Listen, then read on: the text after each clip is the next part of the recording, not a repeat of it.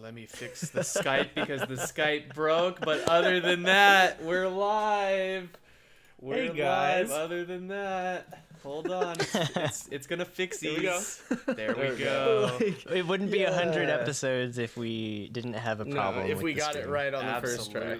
Absolutely. Well, welcome everyone. David is here at the very start. Welcome, David. Happy Welcome. 100 episodes of Anime on Draft. Thank you for joining us. Thank you everyone out Hi, there who's David. listening. We are live here on twitch.tv/anime on draft for episode 100 million. 100 Wow. million. Can you believe it? Wow. I can't believe we've done that many 100? That's episodes. That's a lot. That's right. So we got a jam-packed episode today and a couple different beers that we want to go over. I'll start by introducing said beer. Alec and I, both being in San Diego, got our hands on a Mike Hess exclusive. That is a brewery, like I said, from San Diego. They brewed a beer specifically for the San Diego County Fair called the Wizard of Haze. You cannot see it on Looks Alex's screen, but Del Mar Just like that. for the Del Mar Fair, San Diego County Fair is what they call it now. But you probably can't see it, but the wizard in his hand is holding a logo, a crystal ball with the logo for the San Diego County Fair. So they also have this unique top that they do. What do you call it? The tennis top, Rolando?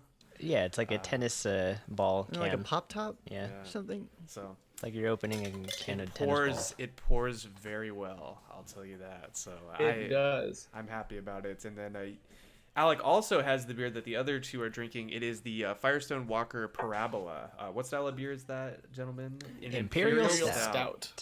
Barrel And then, aged.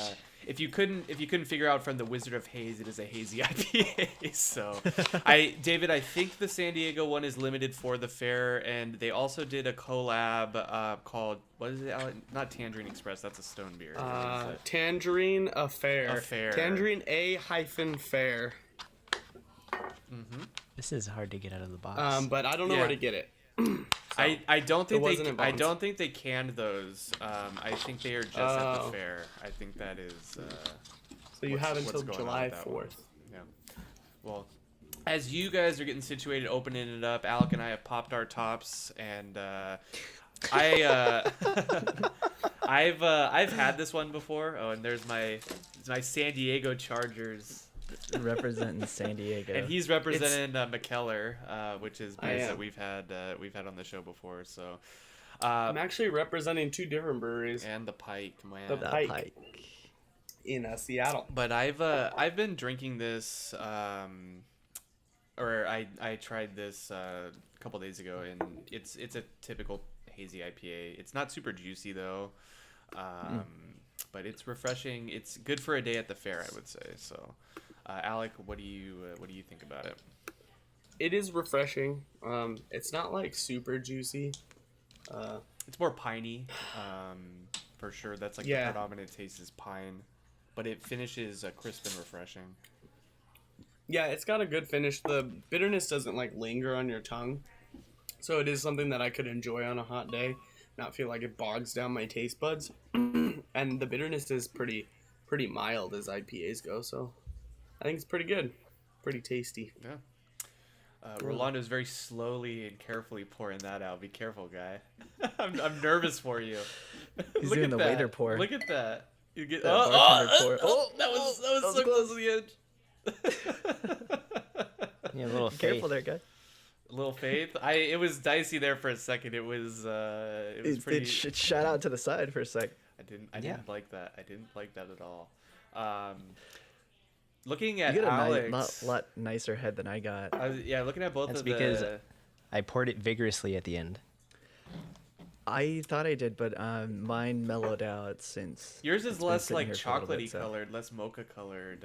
Mark, theirs is a little more, a little darker, like No, chocolate. this At is least on the very, camera. very. Might be the camera. Just the head I'm talking about, the head. Head, yes. Mhm. Yeah, the rest of it is just pitch Yeah. dark. So dark. So if anyone is interested in the details, The details. This is, there we go. batch Mine number wouldn't 10. focus. Mm. Oh, is it? yep. Batch 10. So this is number 9 from 13%. their barrel age series. Yes. 13 is that what I'm getting There's on like here? a ton of beers in their barrel age series, huh? There's like at Go! least like 10. There is. They're going crazy. 12? They're going I think? crazy. Focus. 10, Whatever. 12? It won't Um, focus. Yeah, we had the There's a Sukava lot. on. That was the. Oh God. That's what started it all for us. Yeah, that was the good one. Mm-hmm. Or at least my favorite. I also picked up the anniversary today. Comes in a white box. Oh, the 21 I saw. I don't know. That's all I saw on it. I just read it. I'm and not it said sure. XXI. I think that might be it, actually. Yeah. But this one apparently is popular because I went to Bevmo and they were like hidden. Really? They were nowhere to be found, and I was just wandering around the stout section, and it's like big racks, and it was at the top, like just to the side of a box, almost behind it. I was like, there it is, and I went and I grabbed both of them. I was like, I'm taking both because Nice, apparently dude. they're popular. So Yeah. Yeah. The Pueblo's good. it's good shit. I just saw the Sticky Monkey. That was Oh, one I that's a haven't good seen. name I've only for a had beer. Sticky Monkey. The It's- Liberty. It's really good. It's a quad. And I Liber- think that's is it also their Liberty, barrel right? aged. What's that? That's Liberty. Liberty? Yeah, the Oh, brewing company. No, I'm no, no. also The repping- Sticky Monkey from Firestone. AleSmith. Oh, okay. Mm-hmm. What's the one from Liberty? There's something called the Sour Monkey. I'm thinking of Sour the Monkey. The thinking of spank the your wrong monkey. the wrong monkey. The wrong kind of monkey. Yeah. Quit monkeying around, guys. No. So, I don't know. Let's rate these, I guess. Alec, let's start with the hazy guy. I'll yeah, let you go first. I enjoy the smell. It smells very refreshing, very light. It has a nice carbonation that kind of washes across your tongue. The flavor's not too bitter, but it is pretty piney. It's kind of different than I'd expect from a hazy. But I think it's pretty good. I'm going to rate it with some of the other IPAs I've been drinking the past few days, and I'm going to give it a 3.5. 3.5. Very good. Yeah, I think it's good. I think it's solid. Very good. I'm in the. I like it because it's not too bitter. I'm in the same ballpark. I think we need to kind of get into, or better, I think, at differentiating like a juicy versus a hazy. I think at first they started off being the same thing, and now they are like way different. Because like when you drink a juicy, you taste like fruit juice, and it is like super in your face like that. And now more of the hazies that I've been having are either really dank. But like less IBUs, less bitter, or they are like super like foresty, wet, piney, kind of like this is. So I think maybe that's where things are trending. Hazies are going to be more like less IBUs, but more hop flavor, and juicy is going to have more of that like juice flavor. I don't know if I'm just like talking out of my ass or not. Well, They're going to be more dry hop. let me look Right. up the 2019 Brewers Association style guidelines for you. Do it. Yeah. I need help. 'Cause- Help me, Rolando. Because what I'm thinking is that a lot of like the West Coast style of IPAs are those like more hop forward types of IPAs, and they're like now that they're shifting towards like the hazy or juicy style, that they're still keeping that like really hop centered IPAs that are now just full of citrus flavors. I mean that's what I'm assuming, because that's what it seems like a lot of the West Coast hazies are tasting like. I like them both, honestly. I think Yeah. they're both like very different, and so I think it would be better if they're differentiated like that. So you would kind Yeah. of like, because right now like I'll order a hazy, and it'll be like super juicy. I'm like, oh, that's more of like a juicy than a hazy, and then I'll order like just another type of hazy, and it will be like the super piney. So I think it Yeah. needs better distinction.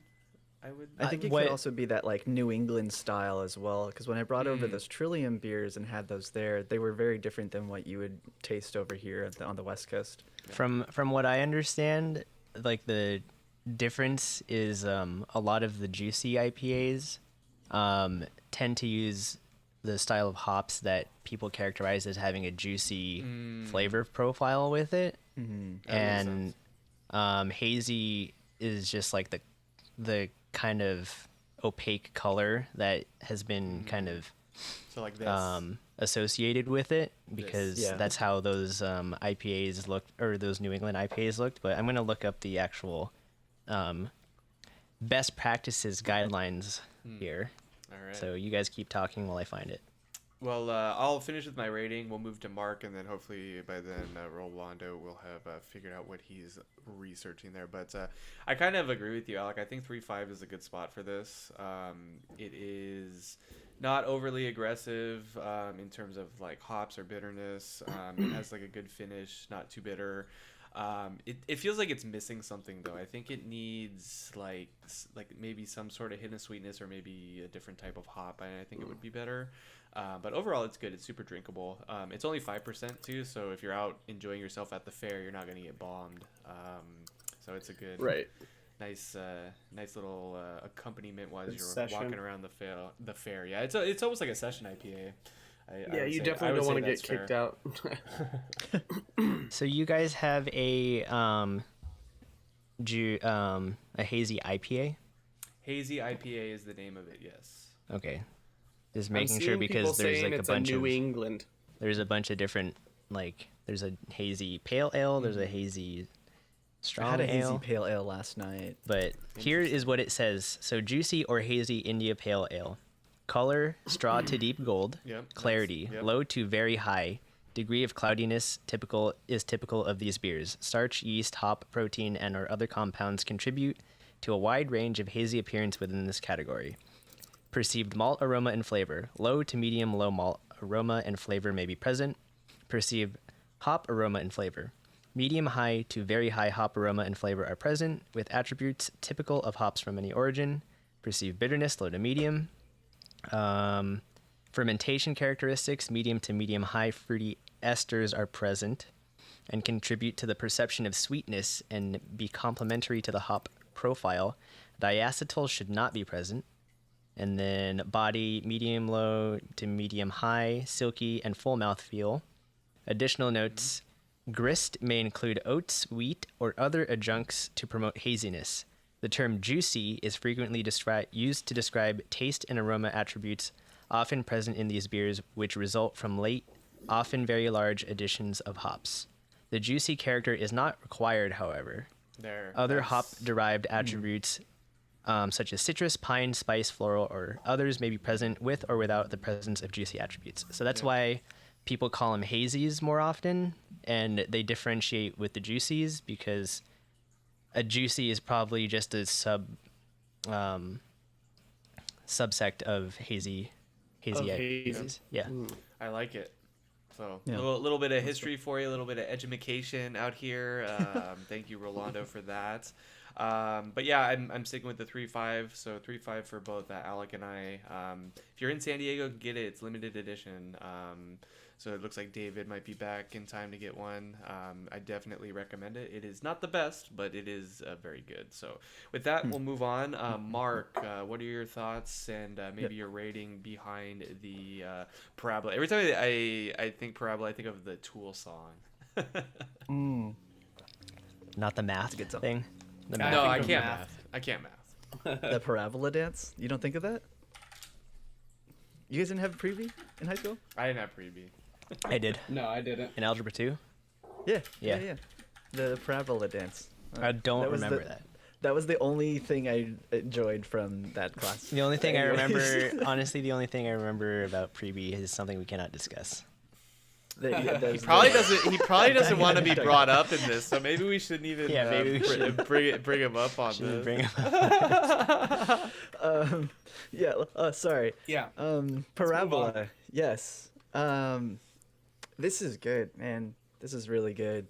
This is nice, chocolatey, rich. It's got a really good, like oak flavors coming out. Nice little bit of vanilla there. It's delicious. I want to live in this. If it's that good and it's that chocolatey, are we getting to Zumbar levels? No, it's not like super It's- chocolatey. It's like roasted. Like It's very roasted malt roasty. and like a Got little it. bit of It's chocolate. more like the malt chocolatey versus like sweet chocolate, cocoa Yeah, yeah. chocolatey. Mm. Yeah. Yes, And it's like definitely kind of, you have, like he was saying, that roasty, like oak bourbon like barrel flavor going on, whereas you get a with strong the barrel flavor. Zumbar, it's like chocolate coffee. Like you get, so like the oak barrels, we've talked about this before, but they tend to invoke like a tanniny, woody flavor. This is very earthy, and that's what you're getting a lot in this. It doesn't taste coconutty like fake barrel age process. So like you can tell that this was actually aged in oak barrels. It's a Russian Imperial oatmeal stout, Oh, it's an oatmeal stout. and it's fun. it's aged for a full year in Heaven Hill barrels, developing flavors of rich, chewy roasted malts, charred oak, and bourbony vanilla. That sounds good. I can see a little bit of the charred oak, and the bourbony vanilla. The bourbony vanilla is a very small hint. Very I'm mainly small. getting that off of like after I swallow and just kind of like let it settle in my mouth. I get it at And the then I get, back like, of a my little bit tongue after. Yeah. smell. Especially that the oak barrel taste kind of comes through afterwards. Just kind of let it linger, and then you're able to kind of detect that a little bit. That malt flavor is very present, like through the aroma. So it's like if you start to drink it, you're not really gaining the malt flavor from the liquid itself, but like from the kind of gases and aroma it produces within your, like on your palate. Sure. It's a very This is good. high active mouthfeel. Yeah. I want to get it. Absolutely. I want to try it.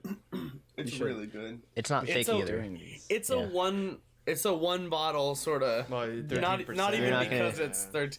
Not even because of that. Like It's after I strong. finish this, it's gonna overload my palate. I think if I It's had strong another flavor. one, Yeah. it's good, and I'll sip it real slow. But like, it's pretty. It's overwhelming. You take each sip and you like grab one note, and then you wait a minute, and you take another sip, and you try and find something new, and then you wait a minute, and then you take another. It's that kind of beer. I've been sipping water in between to kind of like I kinda wish refresh I- and be I like, might go let grab me some at some take point. another sip. But Yeah. what I wouldn't do you guys even think of the like. smell? What's that? What do you think of the smell? It's very very smells. malty. It smells. It's a Yeah, smelly it smells. It's a smelly smell. That smells It smells. smelly. It's a very malty smell. To like me, roasted malt. I don't know why, but whenever I smell like barrel aged beers like these, stouts, they always smell like soy sauce. I know what you're talking about. It's that kind of like musky smell of like roasting, I guess you could say. Yeah, it's like Yeah. like I know what you're I talking don't about. know. Yeah. It's just I'm always like, for a second I'm like, am I about to drink soy sauce? No, that's not soy sauce. It's just like a weird hint of soy sauce. Yeah, just fermented soy sauce. yeah. You know. I think the not? more fake barrel aged beers tend to have that soy sauce Like really, flavor profile in them, Yeah, no. They taste the same kind of and they're kind of syrupy. way. Syrup. Yeah, I'm glad this one's not syrupy. Yeah, I don't think That's nice. Firestone like cuts corners. They're one of the ones. I mean, they probably set mean, out no. on a grand adventure to make sure Right. that this barrel aged collection was. At $13 a bottle, they better not cut corners. yeah. $13. You get $1 per ABV. yeah. I mean, the So fact if that they this cut is corners, bre- I'd be or real mad. The fact that this is barrel aged for a full year, it also shows that they're able to Oh, put in the absolutely. effort in barrel aging it. You know, And they do a good job doing it too. So they do. Yeah, I mean, all of the ones from these series, like the barrel aged series, are pretty good. Even like the Yeah. one that I was kind of hesitant on, I wasn't really sure how I felt about was the Eldorado, the blonde ale. That was kind of weird, but it wasn't bad by any means, and I still enjoyed it. So I'm reading another description now, and it looks like depending on, like they use different bourbon barrels. Because I'm reading something that says some of them are Elijah Craig, Four Roses, Woodford Reserve. I know Buffalo I know Trace. barrels are like in high demand though, because like a lot of people. That's why a lot of them also do the fake barrel aging process. Just there's not a lot of barrels, and it takes a lot of time. As I say, they're looking for like a specific like style of barrel, like if it's bourbon, if it's wine, whatever the situation happens to be, it's a battle out there to try to get the best barrels. But if you're saying like Four Roses and things like that, that it's like done properly in terms of what they were aging their bourbon in. Do you know? I'm really excited that they had Elijah Craig listed in this. Yeah. 'Cause that's a good one. I like that one. I would be interested. I would be interested to know if it's just an economics kind of situation, or if it's actually like outlined that if they're going to barrel age something and call it like this certain style, they have to use used barrels, because how whiskey, like for it to be a bourbon, it has to be new American oak barrels. You can't have used barrels where it's aged in. So I'm wondering if it's just an economics thing, that it just makes sense that these used barrels just get shipped off to these breweries and they make collaborations, or if it's like the style has developed enough on its own that it's required for the style to be aged in used barrels. Yeah, be interesting. Yeah, that's a good question. Because I would think that from like a producer standpoint, like once you're finished with barrels, you kind of just like sell them off to like a wholesaler that then will like just sell them to wherever they're gonna get the most profit out of. Or chop them up. Right, or at that point they're probably like, all right, we're just gonna sell like a whole batch to this brewer, like whatever they're gonna use them for, or they're just gonna dispose of them and then sell them as Make like firewood. Firewood that Just smells really ignites. good. quick starter firewood. Could you imagine barbecuing with Ooh, the like meat a would taste so bourbon good. That would barrel? actually be Oh, that would be pretty that would good. be delicious. Throw that in a Or smoker. a smoked bourbon. Smoked. Yeah. Yes. Pulled pork, like Let's- I was about to do it, say guys. pork would be a good. This is a good My idea. mouth is watering right now. Oh. like, How much A smoked does rib? it cost to get a bourbon barrel? lot. Smoked It would pork probably ribs cost would a lot. probably be very good. Ribs with would it. be good. Any kind of Yeah. pork, I think, Ribs. would be good. Yeah, man. I think we hungry gotta now. do this when one of us gets a smoker. Yeah. Steve has All a right, smoker. let's all chip in for a smoker. All Let's right. pull our Let's money go to together and Steve's. have an Yeah. anime on draft Barbecue. sesh. All right, guys. If you want to see this happen, we'll open up a PayPal. You can go ahead and donate to us. See this dream happen. We'll Man. live stream it. Everything. Yeah. Yeah, we'll have a whole event. Oh, like God. Yeah. Maybe This- we'll throw in tickets. This is a good idea. One lucky guest. yes, Anyway, Probably have to Oh, be David because he's our only tomorrow. guest. it's happening tomorrow. Yeah, tomorrow. Oh yeah, tomorrow for Be Memorial there. Day. That's when everyone barbecues in America. Yeah, except that it's raining in Southern California. yeah, it's not good weather right now, unfortunately. It's not. But, with that said, guys, what are you thinking for ratings? We'll start. Let's start with you, Alex, since you've been sipping on both. 3.5 for the Wizard of Haze, and what are you giving this Parabola? Let me take another sippy because this is some good stuff. Like It's this very is complex. really Yeah. good. He needs to get everything. He needs to take everything into his body. I love that when I swish it around, the head just starts like reforming. Comes back. Yeah, it's great. This is just a really good beer. It's different than the Zumbar, but I think it's really up there, kind of on par. But I'm gonna give it. It's so hard. I'm gonna give it a 5. 5. Ooh, 5. Giving it a 5. I really like this. I think it's really 5 good. alert. And I re-upped my Zumbar from 4.75 to 5 a while back. I So thought you were they're gonna say you my re-upped it two again fives. this time. Now it's It's like I re-upped it to a 5.25. 6. No, this No. is a 5. No, like it's really good, and they're similar styles but very different. And so I don't feel bad having two stouts as like similar stouts as my 5s, because you put them side by side and they're drastically different. Yeah. Yeah. Before we move to you, Mark, there's going to be a special guest because she wants to say something about the beer that Alec and I are drinking. So, The Hess? yeah, here she. Oh, Yeah. there's a What, special what did, guest. what did you want to say She's about drinking this it right beer, now. Liz? It tastes good It tastes good. with salad. Oh. With salad. She's eating With salad. salad. So there you go. With If salad. Beer and want, salad. If you want salad and this beer, man, There you go. There it is. All right. Okay. You can make a going. vinaigrette with Look at it. that smile. She looks so happy too. She's Genuinely like, This excited. beer tastes so good. Genuinely enjoying it. All right. and she's not like a big beer drinker, right? She'll drink beer. She likes she'll drink, wine but- more. She's a big Pinot fan, Pinot Noir. But yeah, she'll drink a beer on occasion. She's a fan Pinot Noir? of the wheat styles, and so this has some wheat tones in it too. So I think that's why she likes it. But pardon the interruption, Mark. Back to the parabola. What would you like to rate that? I am gonna give this 4.75. I think this is good. I think I like the Sukaba better from what I can remember. I think the Sukaba was a little bit easier to drink because this is pretty heavy. It is really heavy. but, this- I mean, damn. But I mean, it's delicious nonetheless. It's. I was really in good. between 4.75 and 5, and I just took the leap there. It's a big leap, but I took Yeah. it. You did. Yeah. You took it. Rolando. And what, it's I have to stand by the Sukaba, Yeah. man. That was delicious. all right. Yeah. That's fair. That's a good beer. They're very Rolando? similar too. Yeah, I think it's a good beer. There's definitely a lot about it to like.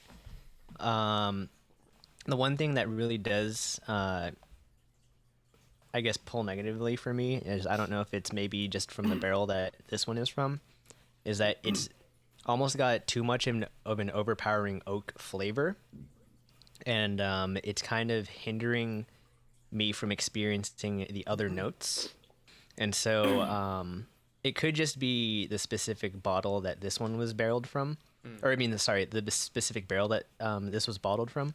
But for me, I still think the Sukaba is better, like Mark. But there are still a lot of other barrel aged stouts that I like better, like the Founders KBS, Yeah. and the CBS as well. And yeah, like I still think it's a good beer.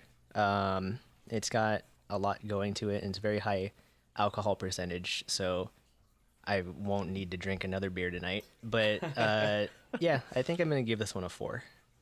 Cool. All right. So I was looking online, and just for some reference, Total Wine and More gives it a 4.8 from 4 whole people. Nice. Untapped has a 4.4 with 2,400 people, and then Beer Advocate, it has a 4.6 out of 6,900 people. So it's pretty highly received, it would seem. Yeah. Most beers like under those rating sites like will fall around to 4 or like 3.5. Yeah. Like when they start going over like 4.25, 4.5, that's when you know like they're That's when rated you a lot know. higher. Yeah. There's a Yeah, that's when you lot of know. people. A lot of people. Yeah, that's a lot of people. Yeah. Yeah. Especially at around 7,000 people, and it has that high of a rating. That's saying something. Especially around 6,900. It's a good people. sample Yeah, exactly. size. 6,900 people. Sample Yeah, the size. bell curve. Ooh. All right.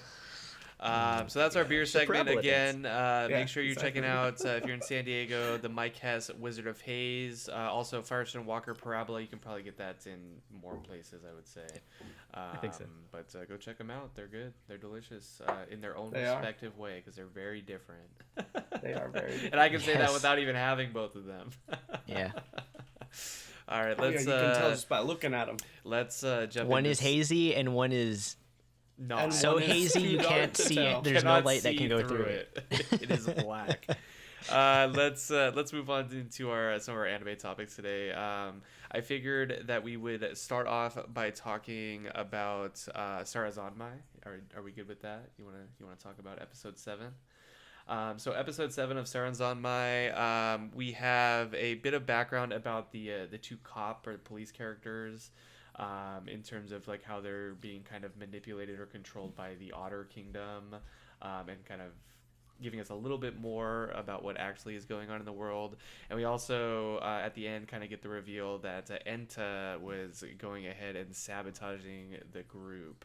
Kind of left us with a little bit of a cliffhanger there at the end, but I don't know. I'll open it up to y'all. What are your thoughts about this week's episode? Uso. There are a lot of uso throughout. That is for sure. I for some reason I can't hear Mark and Alec. Oh, nor can I. It's kind of weird. Can you guys rejoin, I guess? We can't hear you, Alex. We cannot hear you at all. He's just gonna keep going. He's just so He's gonna keep- animated. He's just gonna keep going without rejoining the call. He's so animated. He's just like all about it. Man, look at this. Yeah. Unbelievable. Can you please rejoin the call for our audio only listeners? Hashtag audio only. Yeah. You and Mark, please rejoin source. I don't know what the hell happened there. Well, alright. that was fun. Go ahead, Mark, so we can hear you. What's that? We can hear you, so go ahead. Yeah. All right. You're in there, guy. I'm in it. This episode was a lot more tragic than I was expecting from the Otters. I thought it was gonna be simple, that they were, gonna just pawns of a bigger organization. Wasn't expecting the kind of the sad reveal that one of the dudes is a robot android. No, he has Dead? a mechanical heart. Mechanical heart that the other dude. But he couldn't eat anything though. That's what makes me think that. Hey, can you he's eat actually anything after not- you have a heart transplant? Got him. Yeah, probably. Got You him. need to.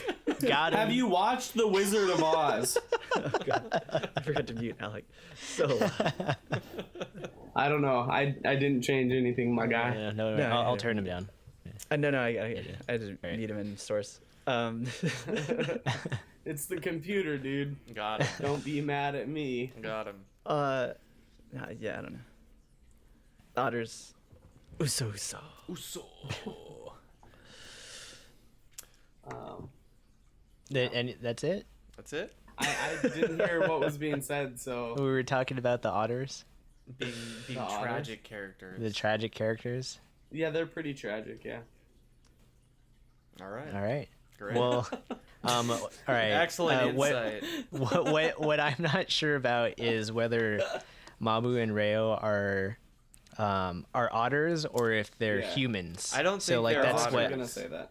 Be- I don't think they're otters. because like they don't- do like when we discussed in a previous episode with the Kawaii lore is that they do like to mess with humans, the otters, and so I'm wondering if these two characters are actually just humans that are being messed with by the otters, or if they are otters disguised as humans. So like it's really kind of I'm not sure. My understanding and how I'm kind of interpreting it is that the two policeman characters are humans. One of them was on the verge of death, and the otters saved him. But in order for him to in order for the otters to like keep him alive, they both have to cooperate with their whatever they got going on with their They need the stealing of power. the desires and things. They need the desire power. That's to kind of be- how I Okie dokie. and that's kind of how I think about it. So like if one day, and I can't think of the name of the cop characters, but the white haired cop characters, he's like, no, I'm done. It's like, well, then he dies. Like your lover dies. That's pretty, Reo. pretty. Reo. Yeah. Yeah, my theory is that Reo is an otter and Mabu is Is not. a human. He's a human. Okay. And I think that's why he said I had to kill him, or I don't want to have to kill him twice. I don't know if that refers to him like accidentally killing him in that accident, that like where they gave him the mechanical heart, but that didn't seem like it was his fault. Was it Well, that? how did because he- I thought the he died reason in why the he war? died was because during the There was war a capital, with right. the Kappas that So thing then- fell down. Right. So then why would he have said I don't want to have to kill him twice? I So think maybe it he was is maybe like responsible he for doesn't him- want to witness him die again. I think maybe it was a translation issue. I'm I don't know. pretty sure the word he used was korosu, which is to kill. Well then. So I don't know. That's my My theory, at theory least. That's was- what I fear. That's what I feel. My theory was that they were humans, and there was that battle going on. Because normally you can't see the people. Like normally the humans can't see either of them, and I'm wondering if maybe during the battle they got sucked in somehow, and that's how he got injured, and then he died, and then an otter became the other dude, like to trick the other guy to get him to do their bidding. That's my theory. So you're thinking he's actually just straight dead, and the otters are tricking the other guy. I could see Yeah, that. Okay. yeah, and making it seem like they're keeping him alive. Okay. I could see that. Yeah, it's interesting. We keep watching Yeah. this show, and it just keeps getting like crazier and weirder, but it's like still very good, right? It's like I don't Yeah. know. I don't know. It still has a lot of depth to it. I was thinking about this show and like why I like it. I don't really know why I like it. I think the visuals are good. I think the characters are interesting. The storytelling is actually very good. You know, there's the appropriate amount of like tragedy versus like conflict, and it's all told like it's not rushed.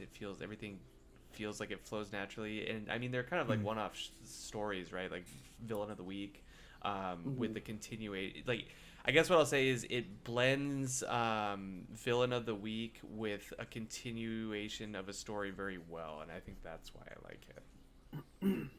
Yeah, this episode felt a little bit different. Like at least, especially the first half, it didn't feel as episodic as it did in some of the earlier episodes. I actually found myself like in the middle of the episode, like I'll like see how much time I have left, and like I usually do that because the show's boring. I don't do that with the show, but I was like, it kept going, and I'm like, they haven't fought like the weekly villain yet, and it was like, not until the very end that they did it, and I was like, it was a very like unique choice, but it worked well with this episode because they ended it on that. The kind of cliffhanger of them finding out that oh, my boy fucked up the soccer spot, so I don't know, it uses the tools that it has very well, and even if it like sort of, you can see that like when it even diverts from the plan even a little bit, especially with this episode, it stands out, but it does so in a good way or positive way, I would say. Yeah. I'm pretty bummed out I didn't catch up sooner, because when I watched through this in one day, and like as I was watching it, I was like, damn it, I wish I could talk about this show right now, like this episode, and there's just so much going on. There's a lot of just subtext and commentary on society and random things where you're like, what the fuck, this doesn't make any sense, and then you see 2 episodes and you're like, oh. Like what did you see? Like we Well, haven't really heard like, your what I was impressions talking until about this with- week. Yeah. So like the commentary I was kind of thinking was like with the boxes and them being desires, it just kind of seems like a commentary on people and society today, where it's like all our desires are based on the things we can buy and the things inside these little boxes, as opposed to like the connections we can make with other people, and like I would say in the eyes of the author, the truly important things are these connections, as opposed to these desires that are so easily stolen. So I don't So know, you're stuff like talking that. about like the things that are being stolen are kind of the things that we're losing track of because we're being distracted by other things in the world. Yeah, like that's a good point, because the villains are losing these like desires of theirs that at first they seem like they're just I just want soba water or whatever, and it's kind of creepy. But then he has like a desire to like be with.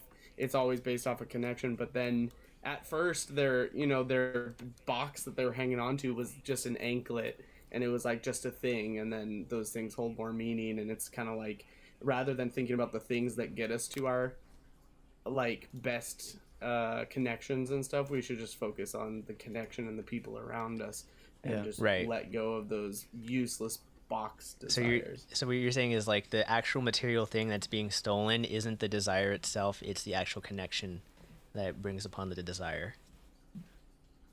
Yeah. Okay. I think that was Yeah. made more I guess apparent so. too in this episode, because even Kazuki's like, oh, now I don't have to carry around this box with me. But I feel like that held a lot deeper than meaning than just like, well, I guess I don't have to carry around a box. It was like, now I don't have to worry about the contents of this box because everything's out in the open. People know who I am. People know like what was behind my motivations. And it's no longer just a superficial like carrying a box. Well, and you and you can say too type- that them pulling out the Sarazanmai in the graphic way that they do or whatever is like it's like a form of release for them, right? They're pulling it out.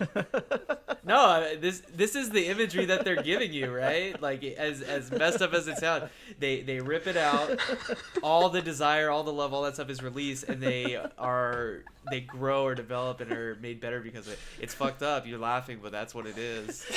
No, it makes sense. It makes sense. It's just It does. It's It does just make funny sense. because it's like that's literally the part of the couple lore that.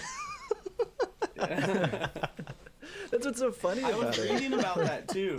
After watching it, I was reading about like where the hell did this butt sucking lore No, come like from? that's literally And a lot of people were part saying of the actual couple lore. a lot of people think that it came from because when they would find drowned victims, that their anus would be swollen Protracted, yeah. out of it, protracted, and so they The were prolapsed. like, oh, somebody sucked out their butt, They're Shirikodama. Sarazanmai. Yeah, Shirikodama, that's it. And so I was just like, I was reading, and I was like, this got real fast.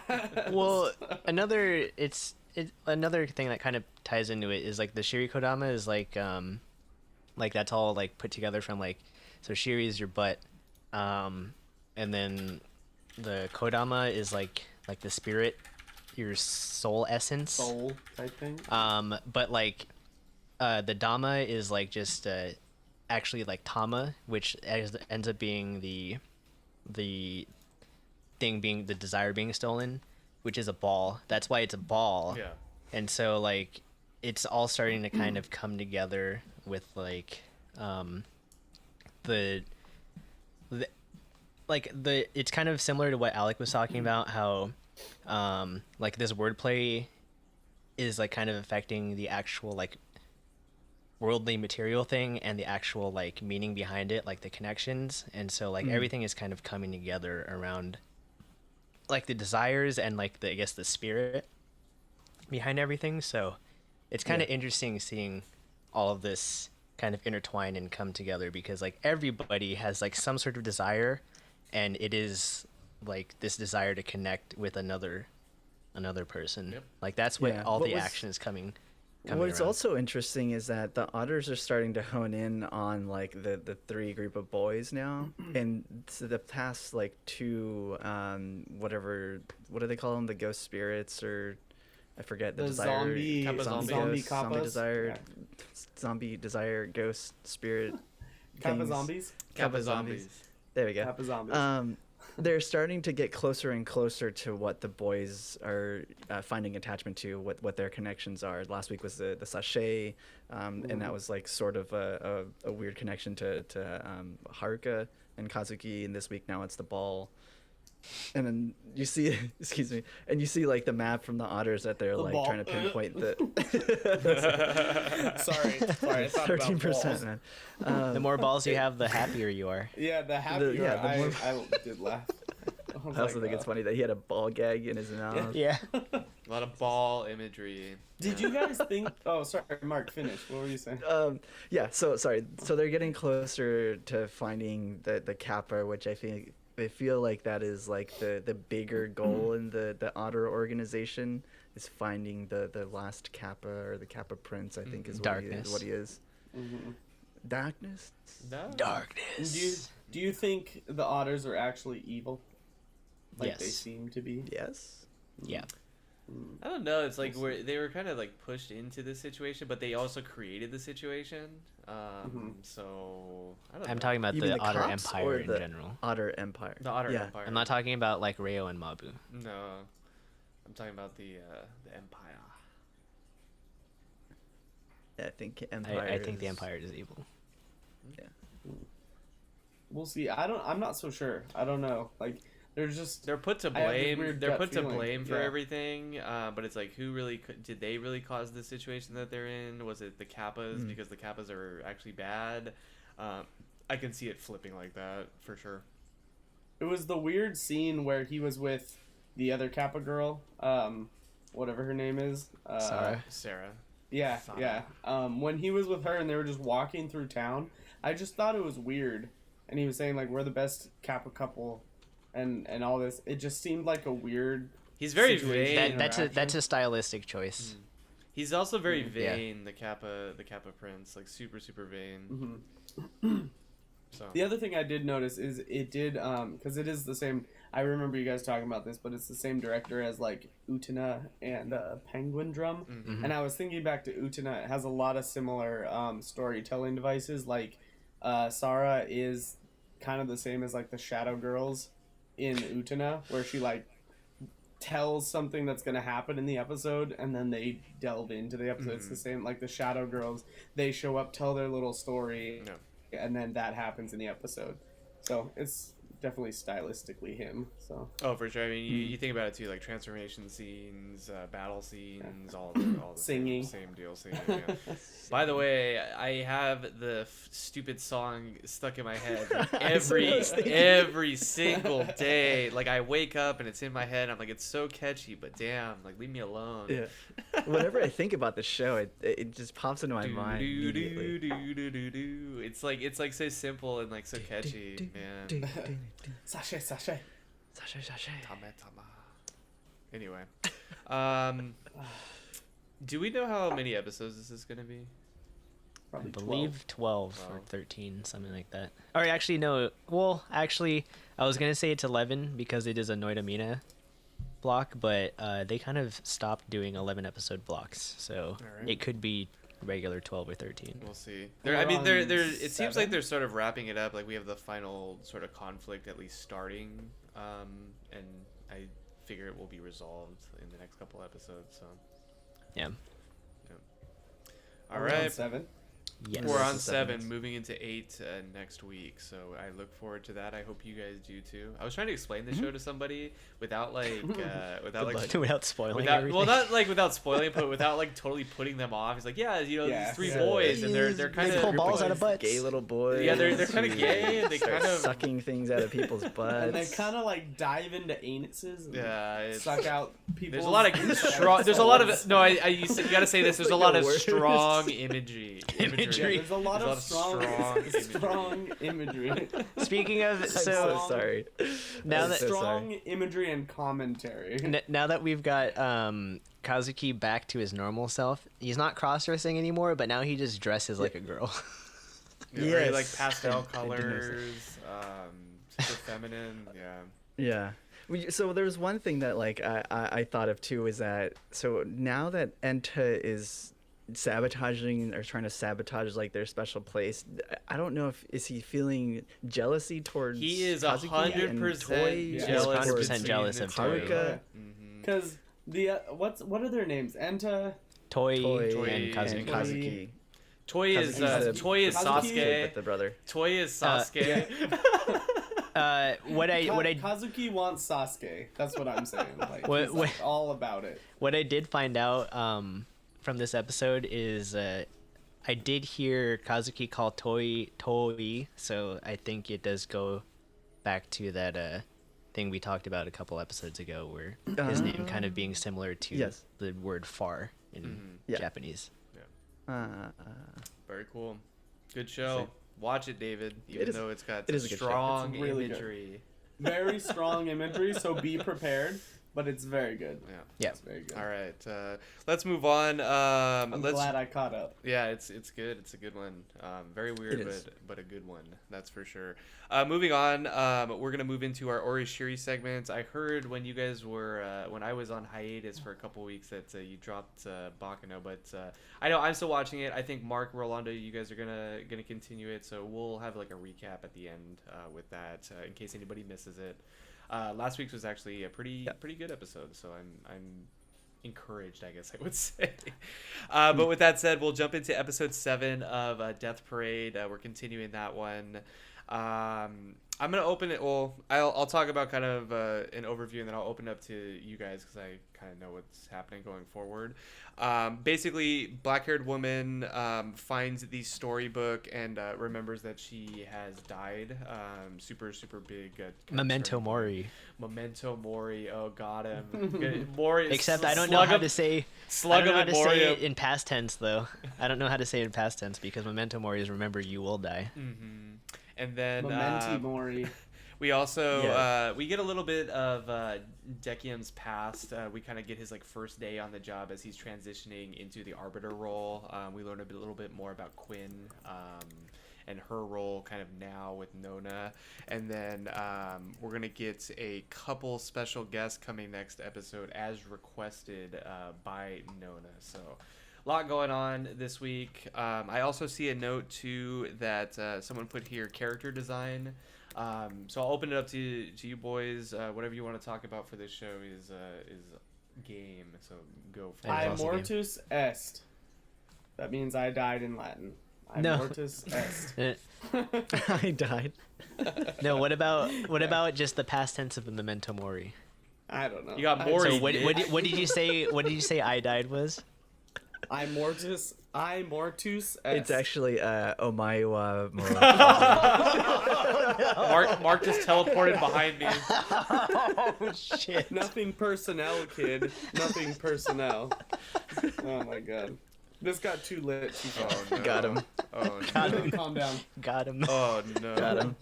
Oh Had no. to do it to you. Oh no. Oh god. Sorry. What'd you say again, Drew? Because that just distracted me. Let's talk about character design. Who wants to talk about character design? Who put Let's that talk in about there? the episode first, because I put character design in there just as something that I wanted to kind of bring up and All right. think about.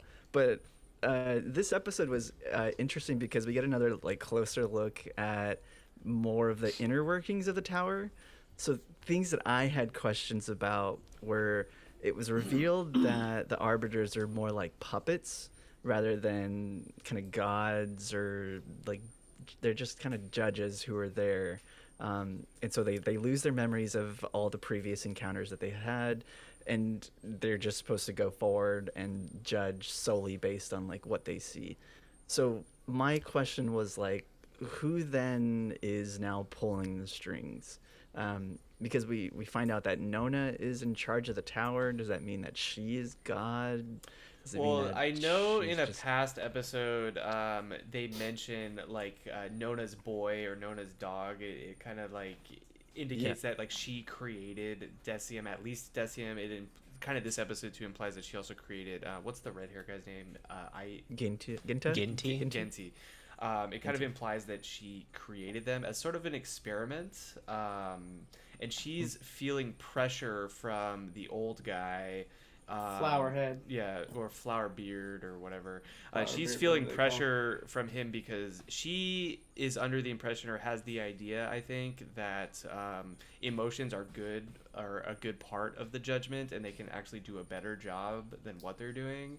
However, he's seeing like negative results as sort of a side effect of this. Wait, he knows about this? I thought she was hiding it from him. Yeah, she was hiding from But him, it I seems think. like he knows it. That's Yeah. what I mean. Like he seems like he knows it, and then you have him even come in, like kind of barge in on them when they're drinking, and finds that memento, and is just like there is something strange going on here. And I don't necessarily think that he knows about what's going on, but he knows that there is something. He definitely doesn't know about the presence of the black-haired woman, because I think if he did, he would kind of shut it down. To me, it seems like he's kind of the one in charge, but I don't know. Nona definitely has a bigger role, though. Well, they also did mention in the previous episode where they were playing billiards that they did mention the idea that God has left this place a while, Right. a long That's time what ago. he said, yeah. So, like, I don't think like necessarily like he's like God, but he may be like the one in charge of everything. And she's floor 90 or whatever, so maybe she's the higher up you go, the more 90. power you get. Well, she I think the- jumps yeah. around kind of at will, so there's obviously some sort of power. She has greater power than the others, but who knows what's above her. Right now, it's kind of assumed it's the old Billiards. billiard guy. game. Yeah. Oh, I just lost the game. Does he have a name? I'm curious. I just Who? know him as like Flowerhead or whatever they call Oh it. yeah, I don't know. I'm What not that sure old if guy? they've mentioned his name. I can't remember. I don't think so. She was like, yeah, his name's actually just God. I have to tread Wait. lightly. I have to tread lightly in the show because as I watch it more, I remember. Yeah, sort his of name what's is happening. Deus. His name was Deus. Oh, Yeah. okay. Thanks, dude. Got him. Got him. Oh, nice. I don't know. I don't know what else to talk about without breaking things, so I'll leave it open to you guys. Yeah. So anything wait, else? I accidentally watched one extra episode. This episode was 7. she remembers she's dead, and then who were their guests? No. No No, guests no this guests, time. yeah. Okay. We get Quinn and kind of her background, and then Dekium decides not to use the little button. Right. He didn't. It doesn't. He didn't pass his own final exam because he Yeah. didn't. He He forgot. didn't push the button. He forgot. Yeah. He forgot. Sorry, I was trying to figure out what You they had were thinking. you had to do one thing. You had to press the button, and you couldn't. You do had it. one job. Press the button. But But he didn't want to. it's kind though. of interesting. Like the whole premise behind him existing in this world is kind of interesting because they started the whole episode with the 3 rules, and one of them is the arbiters aren't supposed to have human emotions, and he's built with human emotions. And that whole premise alone, kind of contradicting the entire structure that they work in, is actually just really interesting and kind of like really exciting in a show like this to see where it kind of turns us up and what happens. Well, and the fact that they give him a human partner to work with. It's like to kind of gain or foster those emotions, which is probably a dangerous thing to do for someone in his position. Yeah, that's what Right. I was thinking Yeah. too. I was like, so if he is now, or if he's had human emotions, if he's spending time with another human that is also starting to question some of the decisions and choices that they're making, then how is that going to reflect on him? Like, what is he then going to start thinking about, and what kind of choices is he going to start making? Is he going to start judging based off of solely emotion rather than what he's seen from some of the participants? I don't know.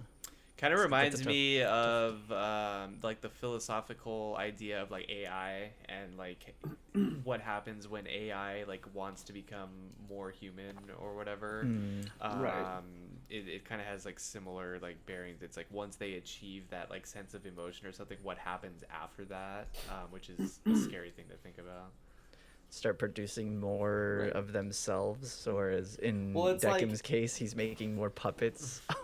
It's like programs now where they have it set to, or so they say, they have it set to react a certain way based off of certain stimuli that based off of large amounts of data that they've inputted into this program. It's like, oh, that's funny, I should laugh now. But it seems so genuine because it's in the correct timing of like social norms that it's like, well, is it the programming or is it actually like you start to, and then you're like, well, it is the programming, but is it, But it And also so it's has just, like I the don't know. ability to learn and things. That is like the idea behind AI. So It's interesting. It's like the bots that learn to talk to each other, and instead of using English, they made up their own language because yeah. English was inefficient. Yeah. Yeah, and they were like, let's shut this down because we have no idea what they're saying. This is interesting because like if the arbiters are just these puppets that are made to do these things, and like now they input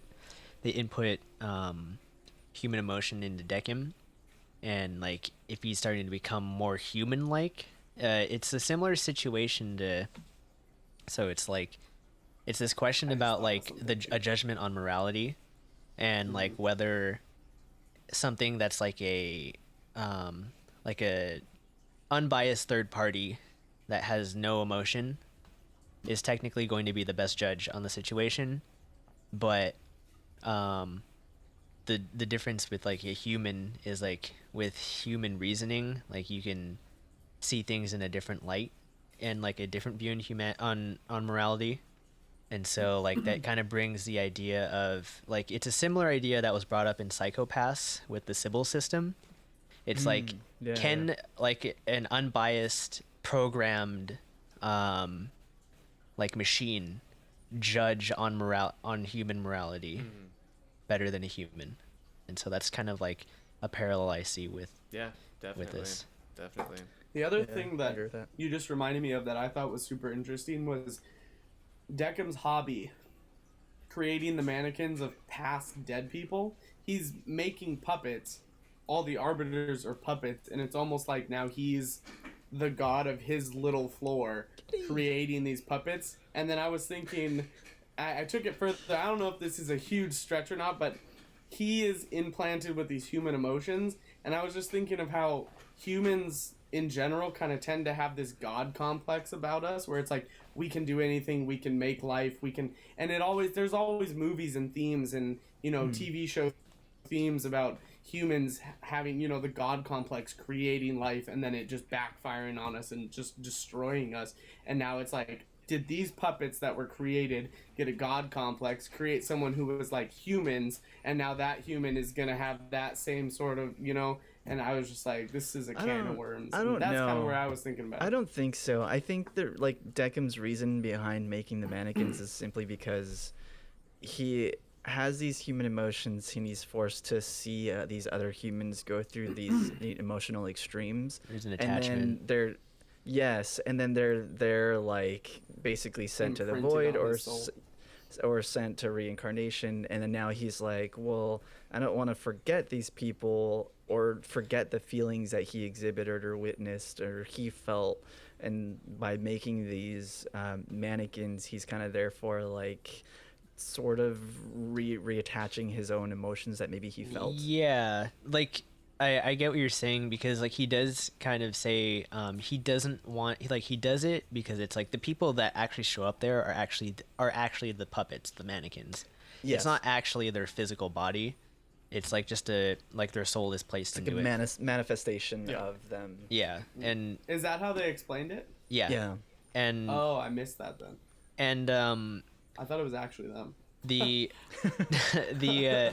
the thing that I can see what Mark is talking about is, so like he could have this attachment with human emotion, and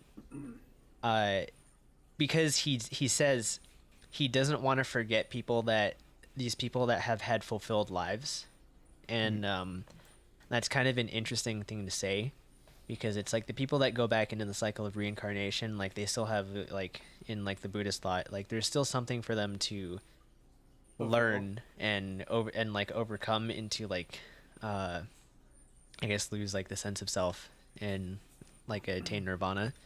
But like the people that get sent into the void, he kind of like, because they show the girl from the first episode that gets sent to the void. Yeah, he was And making the He mannequin makes with her. the mannequin with her, and he like says soon after like that he doesn't want to forget about the people that he feels have led a fulfilled life. And we can kind of see in that episode that she probably felt like she led a fulfilled life in like the fact that she saved her loved one, I guess, by making him despise her, and like that kind of thing. Like there's the whole discussion we had about that first episode, but Yeah. like he sees, like Deckham sees it as like she led a fulfilled life even though she got sent to the void. So it's an interesting kind of look on this idea of like having a fulfilled life, whether it's like attaining nirvana or just kind of attaining what you wanted to in life. Disappearing. Having no need to come back. All right. Yep. Fuck Yeah. this shit, I'm out. Before we move on to the next session, Mark, you just wanted to mention a couple things about character design. Yeah, Yeah, yeah. Mark. So I just kind of Yeah, had Mac. this thought in this episode about Mac. the character design, and what I didn't really think about too much was that the woman with no name, who's like Deccan's partner, the fact that she has that silver strand in her hair, I don't know if that ties back to that what was it, like that Buddhist story about the thread. And the spider's thread. The spider's thread. That's kind of what I was like, wait a minute, like she has a single thread, single like strand of hair. Maybe that is like sort of a portrayal of that sort of that what is it, Letting parable, I people guess. climb like- up from hell. Oh, you Yeah, have a so very different take on that than me. What is your I thought take? it was Rogue from X-Men. Oh, nice. That's what I was thinking. Mary Jane. Just taking people's Anyways. powers, like. Nice. Yeah. Mary Just like- Jane, Jean Grey. That's Gross. She Phoenix. took the Arbiter's power. Spider-Man and X-Men. Ant-Man. Captain Marvel. Sorry, Captain I didn't mean to stop you. Shazam. The Wonder Woman. Batman. Superman. And Batman. Oh my god. Yeah, so that was one thing that I noticed that I thought it was kind of an interesting tie-in, as well as just general character design for all of the characters. They're all so different. They all have like different colored hair, like different attitudes, personalities. David says Thanos. I mean, yeah, this show does a really good job of kind of portraying each of these characters as a different person in their own like kind of world, I guess. Yeah. They're cool. Yeah. They do a good Mhm. job. Yeah, it's enjoyable. I like It's the enjoyable to show. watch. I'm glad Like you I guys said, like I it. accidentally watched another episode after because I was like watching. I had already watched Stars autopiloted on it. Light, Oh, and I was man. just in the mode of Oh, watching man. shows. I was like, next episode, and I was like, oh shit, I'm not supposed to binge this. He one. autopiloted. Oops. Oops. Whoopsie. Yeah, I'm glad you guys like it though. Like I said, I rated it perfect. It had a perfect score, so I do enjoy this one. So I'm glad that you guys are enjoying it as well. Moving on, let's talk about some of our spring shows that we're watching. I think the big one, and this one has been pretty hype for me, is the Attack on Titan Season 3 Part 2. We are on the most recent episode, it premiered today, 54, Hero. And I think Armin kind of personifies that hero role in this episode. If you What haven't, about Erwin? Erwin too, but Erwin's very selfish, whereas Armin, I think, is in it for his boys. Like he had his overall goal of making it to the ocean. He ain't gonna make it to the ocean. He made it to the oven. Dude. Oh my god. Whoever thought that he was gonna make it to the ocean, let's move on past that very quickly. Whoever thought he was gonna make it to the ocean, whoever thought that? Like, let's be real here. Everyone Guys, knew we got he wasn't gonna make it to the ocean. barbecue Armin. Alright, He'll be that's part of awesome. he'll be part of the anime on That's fine draft. to say. He'll be part of the anime on draft barbecue Armin. It's weird Oh, man. though because Armin is the narrator of the story, so it's just kind of weird that he dies here. Does he die? I don't know. Is he dies. dead? He dies. I mean, Oh, no, look, maybe- you saw his skin. Maybe coming they up. inject him with some Titan goo. He's already dead though. Yeah, maybe it brings him back.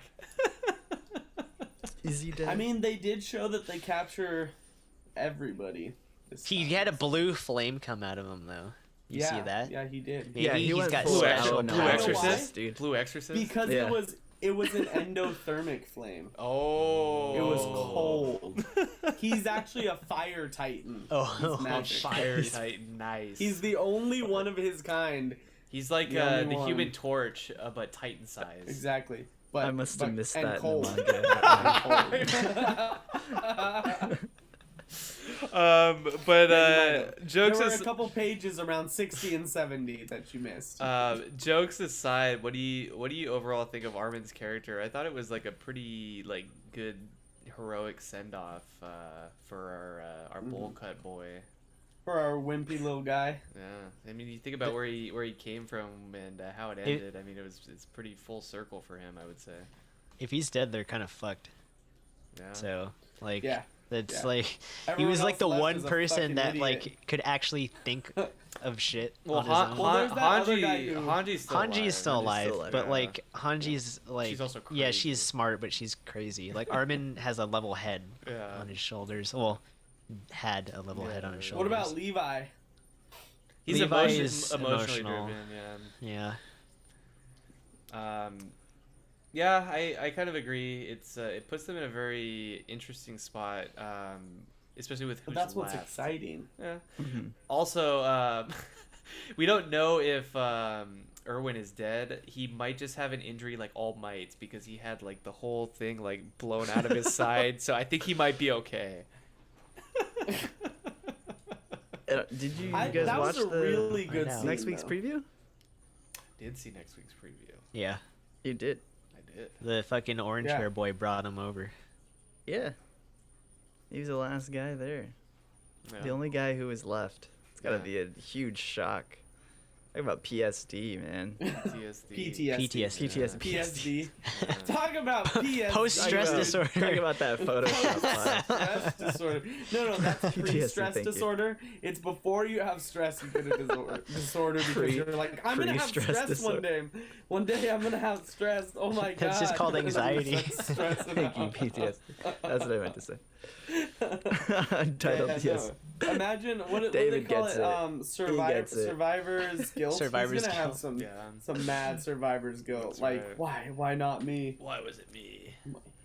But Yeah. that was a cool scene. I liked the scene though where shit, the commander's name. I already Levi. forgot it, and you Irwin? just said it. Irwin. When he goes down, and they're like, "Oh my god, the commander went down," and that one guy just comes in out of nowhere, and he's like, "Don't turn around, charge!" I was like, "Oh, this is so cool." I liked that. That Super was a good scene. emotional scene for Yeah. sure.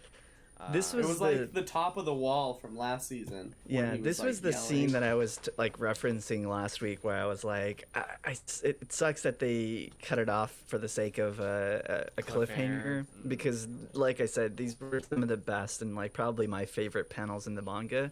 They were just drawn so well. It was just so climactic. It was really intense, and then the fact that they just cut it off for a cliffhanger, I was like, oh, I don't know. I feel like it kind of ruins Broke that your like heart. full Yeah, momentous moment. I can see what you're talking about, Yeah. because like the impact is lessened because you see him get like hit Yeah. through the stomach. Yeah. in the Yeah, episode because it's before. like You just he's have to going put in for that yourself back charge. in. Like, you know, this is it. This is do or That die. And then he everyone's gets dying. hit, and it's like, well, I gotta fucking wait a whole week. Like, Yeah. I mean, it makes don't know. sense in terms Yeah. of like how they want to bring you back into it, but at the same time, it does kind of lessen the emotional impact of the scene for sure. Also, another thing I want to bring up, the Levi action fight scene with the Beast Titan super okay hand emoji. Oh, yeah. that's Oh. cool. Yeah. So good. Yeah, So good. yeah. The Ackerman was line, really good. the Ackerman bloodline, they're just freaking nuts. Monsters, seriously. Yeah. When he just spun around the arm and cut the whole thing up. And it's cool. They show like the 3D maneuver gear, how he's So able to cool. manipulate it really well, you know. And I think the final scene was like the penultimate for me too, because it reminded me of like an MMO character. He's like on his nape, just like slashing like crazy. I thought it was super like super interesting how they portrayed that, but super cool at the same time. So. And then he let him get away. For all the haters who dropped the show after last season, you needed last season to set up this. Like, that was awesome. I liked last season. I liked the political driven story, and you need a little bit of that to get to this, which is kind of like, especially with Wit not doing any more of this. This is like the climax of the series for them. They're gonna make it good, so that everyone remembers Wit Studio did season 3 part 2 of Attack on Titans, and like, man, remember that? Remember That when was they Wit did Studio. that? Yeah, shit they did a was little more dank. than that, but I mean, the Yeah. most.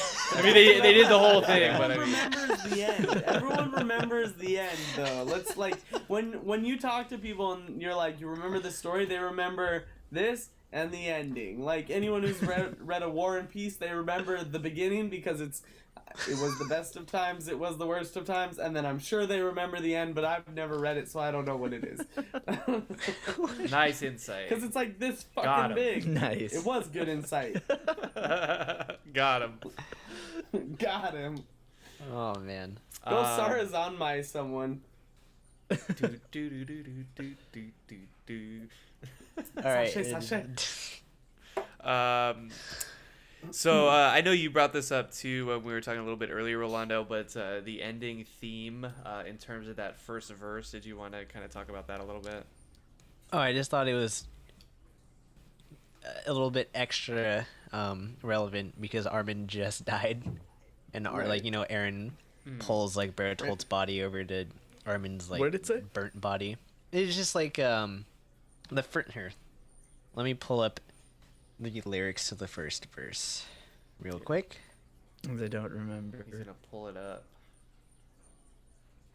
something about through the fire and flames. Or No. We carry on. Yeah, Armin was trying to learn it on expert and got a little too close. Got a little too close to the sun. His fingers got a little too hot, Yeah, man. Those are the first things to go up in blue Oof, flame. oof. Yeah, the Stuff. blue exorcist was strong with this episode. You know, maybe they're gonna go demon was. slaying a little bit later. Maybe. Pull a flaming blue katana out of nowhere, out of his chest or something. Aaron just fucking stabs his hand in through. This is mine now. Okay, so here's the beginning part of the ending song. So goodbye, world. Parallel shadows gradually stretch further without intersecting one another. Wishes, light, sceneries I've yet to behold. I once searched and searched for them. Let us keep just one promise to each other. Only call out each other's name, only share in each other's happiness. Only regard our own words as truth. Only hold our own sufferings tight. If somewhere within this world we reunite in the future, please do not forget everything about me, everything that truly happened. Well, Armin, sorry to say to you, buddy, you're not getting to that beach.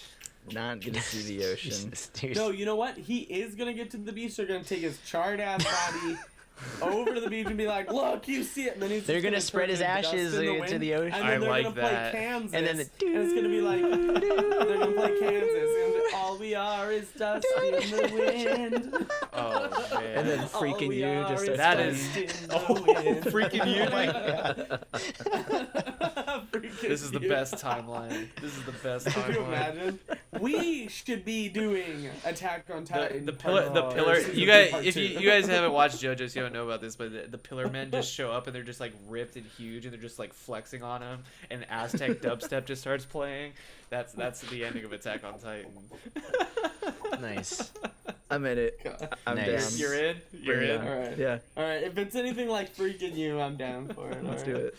All right, man. Yeah, I'm sad when this show goes away because they've done well. I mean, the action is kind of ending. I would say, and I don't know how many episodes they have left, but these past like 3 or 4 episodes, how they started off the season, okay, hand emoji. They've been really good. Yeah. Yeah. All Yeah. right, Yeah. all This is right. as good as one for me, season 1. Yeah, Yeah, for sure. it's good. All right, I hope it keeps this momentum. I agree because Mm-hmm. 10 episodes in this second part of the that's what third season. That's what I thought. So yeah, we'll. Oh, so there's only 3 left. 3 left. Yeah. So, ended on a good note, on a strong note. Man. Oh, actually, no, there's 5 we left started with because this show. the season started late. What are we gonna do, guys? Yes. This was only episode 5 of the season. Oh yeah, you're right. You're right. I forgot. We started Anime on Draft with Attack on Titan. season And it's Season- gonna, season 2. yeah, 2. but like when we started, that was one of the shows we were covering. Yeah. And now we won't be able to cover it anymore. Yeah. Sad. All right. Unless it Rip. gets All right, picked up anyways. by another studio. Fuck that. I don't Yeah. want another studio. All right. Next spring show that I know we wanted to talk about. I am not watching it, but you guys are. It is episode 7 of Carol and Tuesday. So I will open it up to you. As you begin that, American I am Idol. going to grab another beer. American Idol, or is it America, the America's Got Talent, America's Britain's Got Got Talent. You know, Britain's Got Talent. X It's the Got Factor. Talent series, yeah. Yeah, they Because got there's the talent. random booty shaker girl. That also then said, there's "Let's the get monk dude. retarded." I was like, "Did she really just? Did they really just fucking Did say she that?" really say that? I had to Wow. go back and listen to it a few times. I'm And pretty she sure that's actually what did? she said. I was Ooh. like, "Did they really fucking do In that?" 2019. Yeah. oh man, Come on now. come on. Wow. But Yeah. then there's Monk Dude playing the rock. Oh, the Thing with his- electric shakuhachi what or is that? whatever. Yes. Yeah. He's like, "Nah, nah, nah," and they were like, whoa! That whole segment was so outrageous and slightly I haven't unnecessary. caught up yet, and I know I've said this multiple times to you guys off stream, but last episode, freaking the deepest voice in the world comes on stage and is just Yeah. Michael Jackson. Like James Earl Jones, and all of a sudden he's like, Earth, Wind, and Fire, Like, I don't understand. Yeah, I don't wasn't understand. expecting that either. Yeah, so we didn't talk about last week's episode either. So the Coachella That's right, episode. we didn't. Yeah, But, yeah, It so was Coachella. It was the- Coachella. That was, I feel, another kind of, they're falling into that thing where they switch over to Yeah. studio yeah. recordings rather than making it seem like it fits in like into At like least what could they're they doing. get a deep voiced singer? That like No, I don't dude. understand. No. I don't know. They're No? stuck with whatever It's gotta talent. They're stuck with whatever English singing talent they have over there. See, Yeah. that's true. It's just it was so drastically different. It was like Yeah.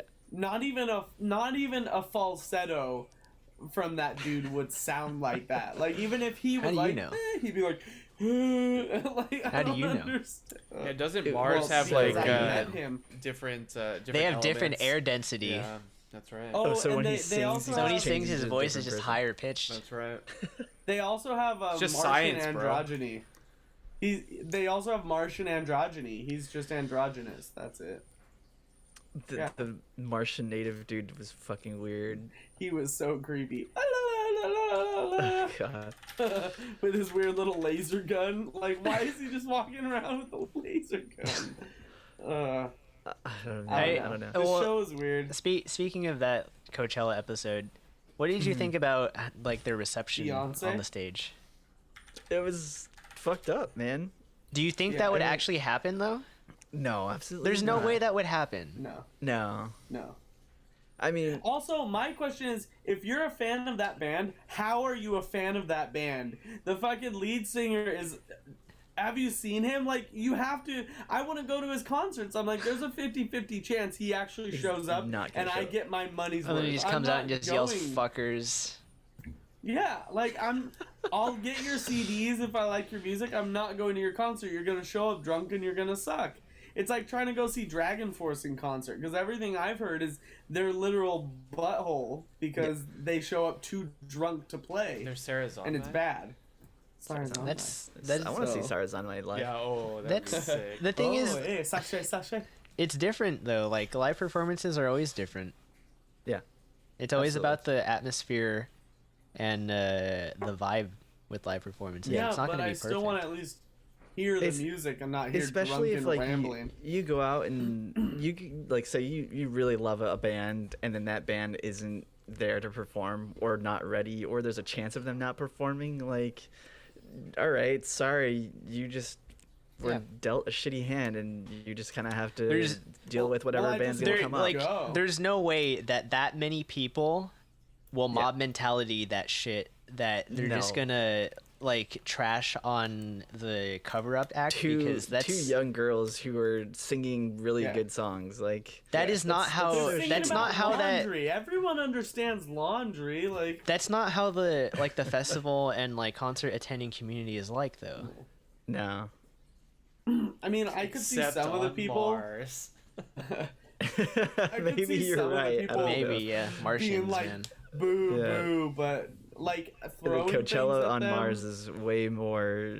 it's it's way more intense. more lit, but no. Whatever they called I- it, Cosmopolitan or whatever the fuck that thing shit was called. I don't remember. Coachella the Mars. Cydonia? I'm pretty sure it was Cydonia, called, yeah, Cydonia. I'm pretty sure The it was Knights called of Coachella Cydonia. That's what I was Mars. just The gonna Knights of say. Cydonia? Yeah, I was expecting them to pull out like a Muse, like a rock opera band. That would have been sick.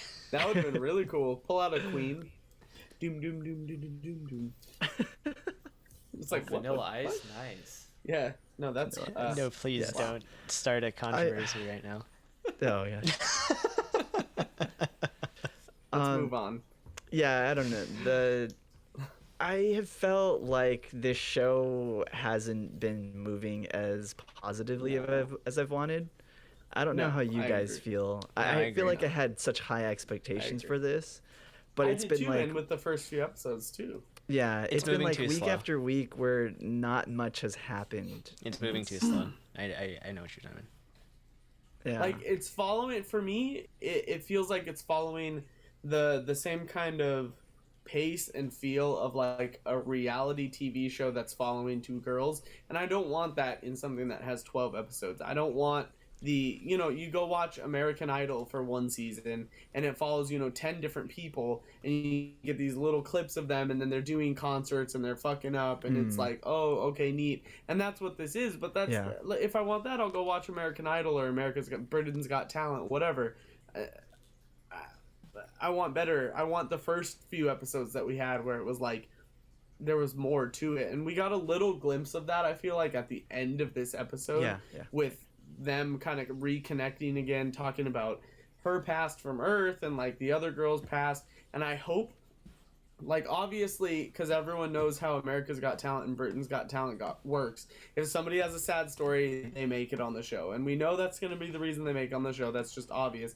But I really hope that it pushes and drives the story more so than just being like, this is why we're on TV, but they use it as a catalyst to bring back what we saw in the first few episodes. Yeah, because the way that they make it seem with that very first intro of like, this is the 7 minutes where the entire planet stood still and whatever, like the way they make that seem is that it was so spontaneous, or I felt like it would have been a spontaneous thing where people were just kind of tuning in or saw this performance and just absolutely fell in love with it. Not that there was like this big build up and that they were on a talent show and now they're going to be, probably performing on live TV. Now, like you said, it just makes it feel like a reality show as opposed to this natural growth of, two unknown performers. I don't know. Yeah, no, I agree. And that seems more fun to me, is watching them grow into that 7-minute miracle rather than be like, we're following them. 7-minute concert. That's longer than the 2-minute concerts they've been having so far. Well, that's what I thought of too. When they were like, it was 7 minutes, and people will think of it as the 7 minutes of whatever. And I was just like, 7 minutes so of heaven. They came up with 3 songs now. Oh man. I also like that they said they were gonna come up with a rock song, and then they just played the Laundry song. At Coachella. I was like, wait, where's your rock song that you apparently spent all night coming up with but didn't? I have to say they did a good job in that episode with getting their performance to sound like they were like nervous and like being pressured. Yeah, because you can hear the tone of their voice, like the way that they were singing wasn't quite the same. Some shake. Yeah. I also liked the scene with James Earl Wind and Fire in his little bus. You know when he was like, you guys still have that motivational speech. That was cool. I felt like that was going to be a cool driving moment for the show. And then I feel like it just got completely washed over with the rest of that episode and the next episode. Like, it was just completely forgotten. I really hope it shows up again, because he seems like he's supposed to be an influence. He knows Beyonce, like, and so I hope that comes back, because it seems like that could be a really, like, pushing momentum in the show. You know what I think is, like, if the audience didn't react that way, but the band still came out, like, if the audience had been appreciative of, like, the girls, I felt like that would have been a better growth for them. Like, and then the fact that it just kind of got overshadowed by the actual band that was supposed to play, I felt like that would have made them feel, or at least gain new followers, and then their growth would feel a little bit more natural, as opposed to them coming onto this like music talent show, and then they're on it for probably a pity story. So, but what you described is what I would think is what a normal like show would follow. Yeah. But what they did is how like a reality TV show would go. Be like, oh, they went and did this. It was a tragedy. Now we have to take a step back and go on this reality TV show and do this other stuff. Whereas if you want to make a good anime television show that's interesting and fun to watch, they go up there, they perform really well. There's a lot of people who are like, what the fuck are we watching? But then there's like 6 or 7 people who are like, woo! And they gain fans, so that when they have that conversation with Beyonce and she's like, I know you gained fans, I'm one of them. And it was literally like, no, they were getting trash thrown at them. What fans did they gain? None. They gained you as a fan, and that's it. So it would make that conversation have more impact than it did, because when that happened, I was like, this is stupid. This whole interaction right here is actually just stupid. please take it away. So Yeah, the Beyonce moment was heartfelt, but it didn't feel as rewarding as it should it have. was like, this is nice, but it should have felt like, oh, this is great. This is such like a vindication for them. This is so validating that they're pushing on and persevering, and it was just like, whatever.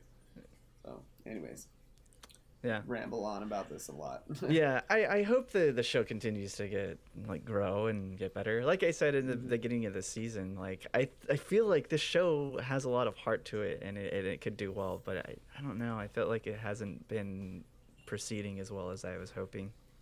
Yeah, it's not. So Darn. like that. He's like, I don't watch it. No. Drew's like, yeah, this is why I'm not watching it. Well, I mean, in the back of my mind, when I'm thinking about the idea of this story, I'm like, what are they gonna do for 12 episodes of this? And it sounds like they've kind of hit a little bit of a wall with it.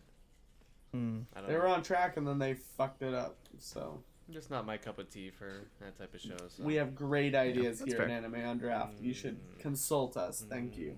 Pay us and consult us. Let's move on to the next section. Did you guys want to talk about Shield Boy? Yeah, there's a lot to talk about. I don't but know. we should keep it. It's another one. keep it that's, brief. that I'm not But watching. Yeah, in consideration of time, let's do a quick little recap. the queen shows up and Pope Boy gets destroyed. Yeah. There you go. That's the episode. All right. I mean, there's more to it than that. I mean, you can elaborate a little bit more. I'm not gonna not gonna stop you there. But it's just, I mean, they reconnect as a group. We're kind of seeing what Philo wanted, or not Philo, Vittoria. Vittoria, whatever. I feel like we would better service this episode and the show in general if we did this in a shot later in this week, to be entirely honest, because I feel like we could devote a relatively substantial amount of time, not like an hour, but like enough time to make a shot and talk about it, and I don't want to take up more time. So Alright. what do you guys think? I mean, I don't think there's that much to talk about it. Yeah. Oh, okay. Well, then go ahead. Maybe I'm just off here. I was thinking, like 10 minutes, but we've already been going for a while, so go. Yeah. Don't let me stop you. Mark, I don't know, Rolando. What did you think? It just felt like it went. This is a cliche show that I knew Yeah, of what was course gonna it is. happen. It's not like any other isekai. It's not like any It's other good. one. No, like the plot. It is. plot it line isn't. is- It is isn't different. though. It's It just is there are different, plot yes. points But that it's like that are of cliched. course, yeah, of but course, that's how like, everything goes. Come on, Yeah, dude. action wise, like when they're fighting, the big baddie who's the fucking Pope. It's always the Pope. Yeah, I mean that damn Pope, he's up to no good again. Man. again, dude. I mean, he looks like Emperor Palpatine. Oh, that was the last one. Sorry. My bad. Yeah, I don't know. I felt like I didn't really have that much to talk about this episode. It was expected for me. I kind of knew what was gonna happen already. I don't know, Rolando. What did you think? What I think? Yeah, what were your thoughts on everything? Well, I mean, it turned out how I thought it was gonna turn out. Was that like everyone's gonna be fucking stupid, and now Fumi's gonna have to actually use his fucking brain, and then the queen was gonna show up and stop this thing. Like, the development is cliche in terms of the fact that, of course, this church is corrupt and they're trying to fucking As always. do that stuff. But That damn church. I think the fact that the queen It's is like finally real making life. her move is pretty substantial in terms of the plot, because now Yeah. she's not just like sitting on the sidelines and like having her shadows do all of her work, but now she's like Persona? making a move and trying to now help Naofumi in a sense, and Like from the front lines. yeah. I think it's like it is substantial that she is now out there and actively helping Naofumi. I also think that this is something that like is not a necessary, but it's knowing that it didn't happen Earlier. sooner. Yeah, I know what Yeah. you're talking about because I felt like she could have made a move earlier, but like maybe It's like, there's all right, something so going you- on with this church yeah, that she had to maybe. be Like in the passive against it and not in the country. That's what doesn't make sense Yeah, to me. It's like, that's- all right, so you let this fucking like cult of a religion grow And you take let over your country. husband who's incompetent. your incompetent husband rule your Like, country. Yeah. Yeah, like, all right, if you had so much power, then why the fuck would you let this happen? Like, that doesn't make any sense. Like, why would you allow this to happen in your country that you feel is necessary to have all the heroes and to revere the shield hero? I don't know. Some of the stuff, like, it just annoys me in that sense. I don't know. Yeah. Agreed. All right. Yeah. So why is she drawn like she's 30, but she says in my old age? Because she's, I don't know. She's no. And they zoomed in on her opie. I don't know, dude. Yeah, Maybe I should watch it. Magic. yeah. You should. It's a good show. Okay, yeah, because why not? You know what this is actually? What is it? This is Shield Bro is actually the legs of My legs. Sarazan. Of Haruka? Haruka's legs? Haruka. My Haruka's legs. legs. Wow, dude. That is why he's so powerful. Because he has Haruka's legs. My leg. He isekai'd waist up and Haruka waist down, and between the two of them, it's two whole people. It's amazing. man. That's why they're so strong. It's two people worth of power and mana. Man, Amazing. got it. All right. So, moving on, just have like a random thing. Any shows that you have watched or dropped? I just wanted to drop in One Punch Man season 2. Still going good. I think the story is super enjoyable. I really enjoyed this like quote tournament arc with the martial arts tournament. I thought it was It really was funny. so fast.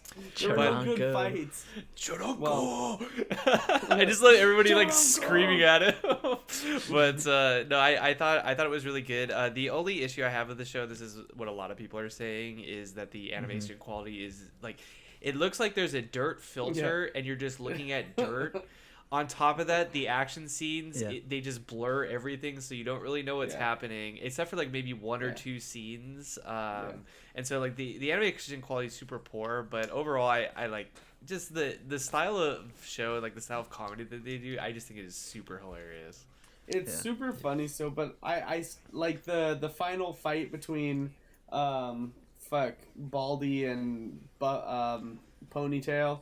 I expected more like moves and like cool stuff to be done, because a lot of some of the action in the previous series or season was a lot better, and it was just like you said, it was just blurred.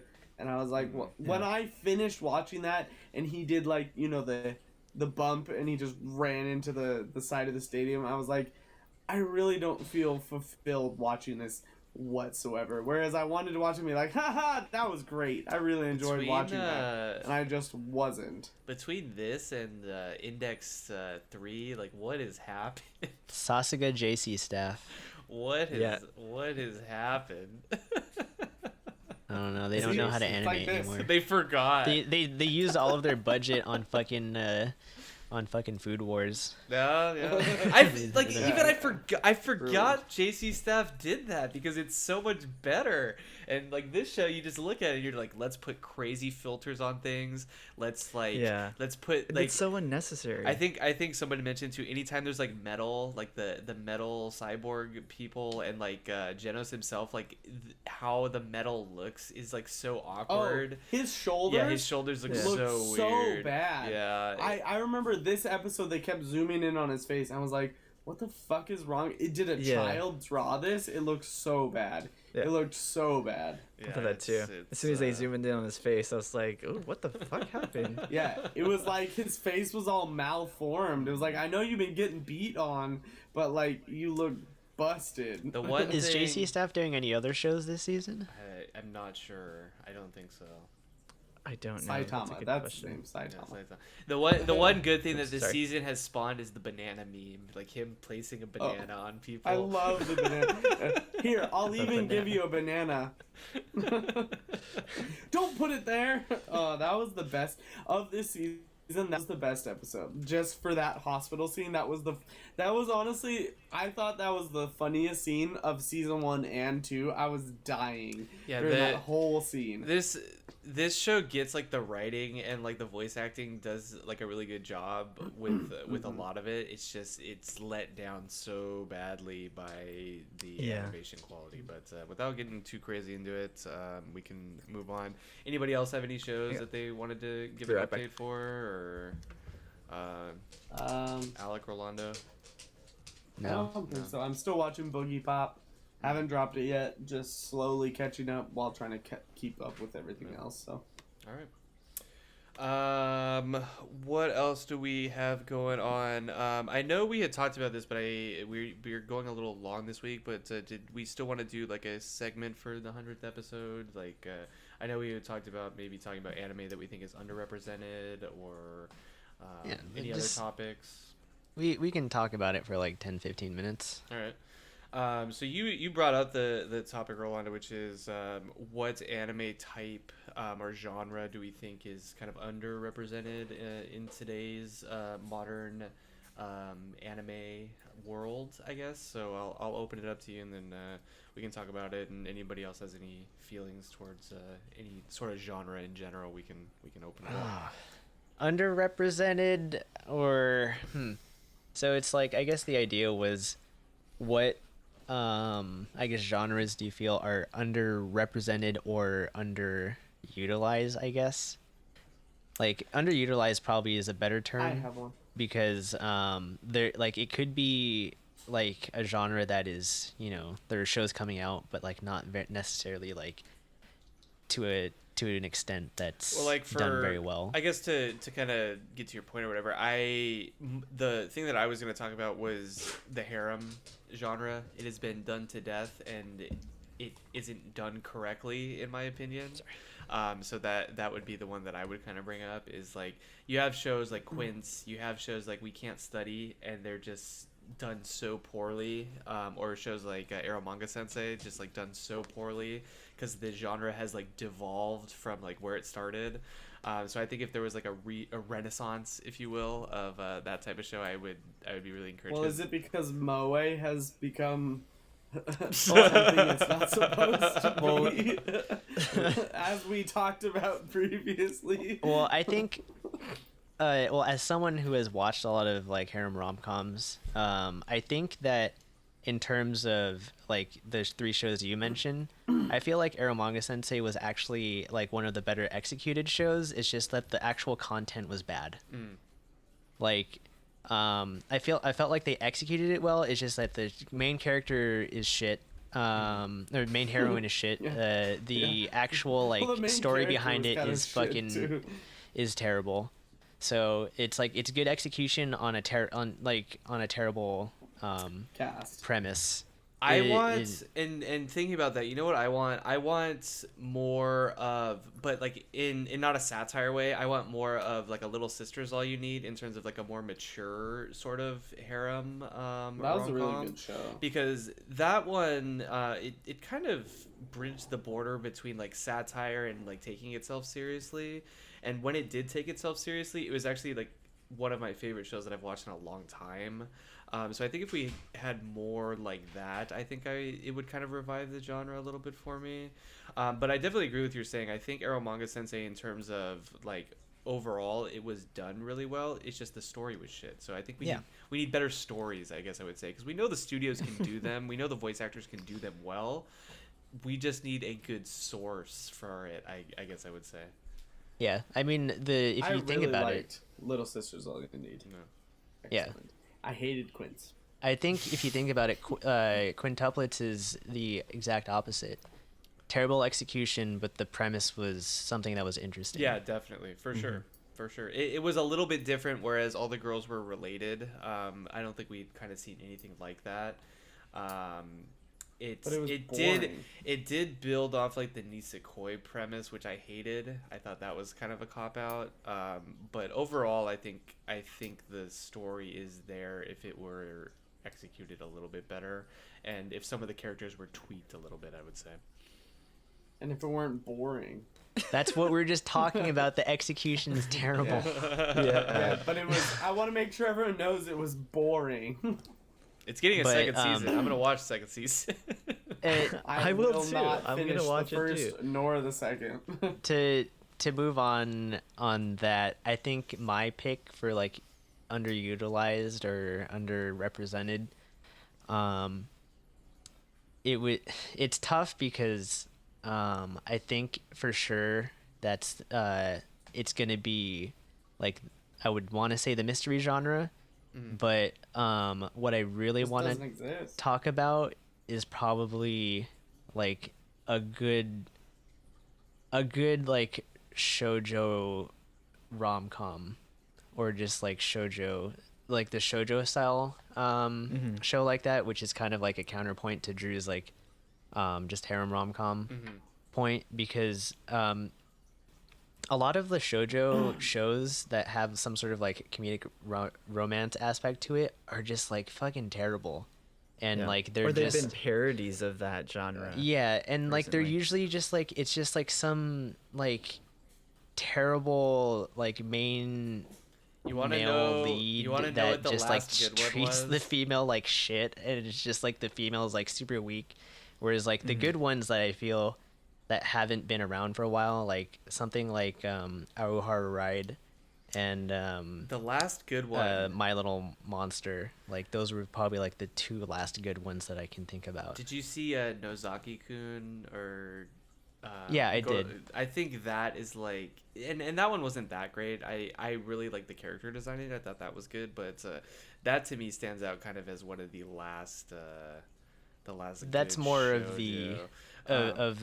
of the comedy For sure, aspect. That was like a really good comedy show, Mm-hmm. but like in terms of just like shoujo romance with comedy aspects, I think My Little Monster was probably like the last good one in my opinion, and then straight romance would be like Aoharu to Ride. And those were like a few years ago. I remember right. The other one that I was gonna say that we actually watched and reviewed on this show was the one with the neat woman. Oh God, what was the name of it? The MMO gamer. Yeah, No, MMO not junkie. Yeah, MMO junkie. MMO junkie. Yeah. Was that shoujo? It kind of seemed know, like it. I was mean, it followed her. It was more like a mix between shoujo and isekai, but there was romance in it. It kind of bridges the border of a couple of different genres, but I felt that was done well. That was a good show. I think we'd have to look. There's I don't know I don't know if it would be called. What it would be called actually, but there's like 2 manga that's out right now that's, I don't really know our how you would expert? classify them. I don't know if they would be technically shoujo, but they have like very similar premises. It's about like a girl who kind of bullies this like nerdy guy, but there's like underlying tones of like romance and comedy. Oh, is it the So there's Nagatoro, Yeah. and then there's manga expert. You're pointing the wrong way. what's the Am I? There you go. hang on, I'm reading both of them. 'Cause I've heard of was one Nagatoro. of them, and it's good. It's Was I pretty just funny. It's pointing cute. out of frame. And then there's another one. Hang on, I'll get the name of it. But yeah, I feel like those would do well in like an anime sense, because if it's done well, if it's executed well, they would be likable. The characters would be sort of relatable and kind of funny, but it would still have that like underlying tones of like rom-com. And I think that might fall into that. I don't really know. Maybe that's just like strictly rom-com. If I we're don't know. if we're talking about strictly shoujo, it would be printed in a shoujo weekly or monthly bound magazine. And I think too, like a I lot don't of know where these are. a lot of shoujo has like devolved into either like what you're saying, like slice of life comedy, or it's gone in the path of like magical girl. And I think magical girl has been done to death. there's like a few ones that are like very good, but that genre or what it stemmed from is just sort of like devolved, and it's just not good anymore. I want to see more mystery. I Mystery. haven't watched a good mystery that was new in a long time. Yeah. You know what they're doing for a lot of the mysteries is they're games now. Instead of anime, they're going like the game route. So you have like Danganronpa, you have God, what's The thriller mysteries, I guess. What's that stupid game called? The 777 or whatever. Why can't I think of it? It's on 777. No, the stupid room. I can't think of the name of it. It's on Steam. Are you talking about I have no the idea. Are you talking about the Nonary game series? Yeah, exactly. That's what I'm thinking of. The Zero Escape. That's games? yeah, exactly. I don't know why I thought 7. I knew it was a number involved with it, but yeah, the I think the mystery genre has gone sort of that route where you are involved with it, which I think is good. Because a lot It's of cool, like Danganronpa, like super good. Persona to some extent is mystery. And you know you kind of. I mean, there's mysterious mystery. aspects. Yeah. Yeah. So yeah, but in I terms just of really like pure anime, Psychopaths. yeah, I did, for sure. Or like Or, I like Beautiful Bones. Is that? Yeah. kind So what of, about yeah. That was It's like the- true yeah. crime almost, which is I was gonna say I like the shows that kind of bridge like detective, true crime, mystery, also like cyberpunk, future, Psychopaths. like so, yeah, it's Psychopaths, basically psychopaths, or like Blade Runner sort of idea, all that's a sort of like Yeah. futurology sort of deal. I'd love Like- to see some more steampunk going on. That would be cool. There- I haven't seen a good steampunk. There's one. also mystery in, like, if you remember Hyoka, we talked about that a couple episodes Yes. ago. That was That's a a good mystery show. anime, Yeah. I really Um, love that show.